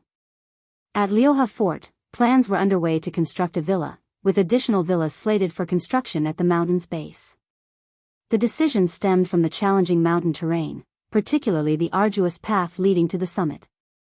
Building solely on the mountain would necessitate transporting various supplies, such as warehouses and farm tools, up and down, posing logistical challenges. Therefore, establishing villas at the mountain's foothills would streamline operations and facilitate easier access for province-wide activities. However, the foremost priority remained road repair. During their exploration, efforts would be directed towards road construction. While not optimal, a passable road would enable carriages to traverse in opposite directions, enhancing transport efficiency. In the future, relying solely on manpower for transportation would prove inefficient, necessitating the use of carriages to ferry goods into the mountains.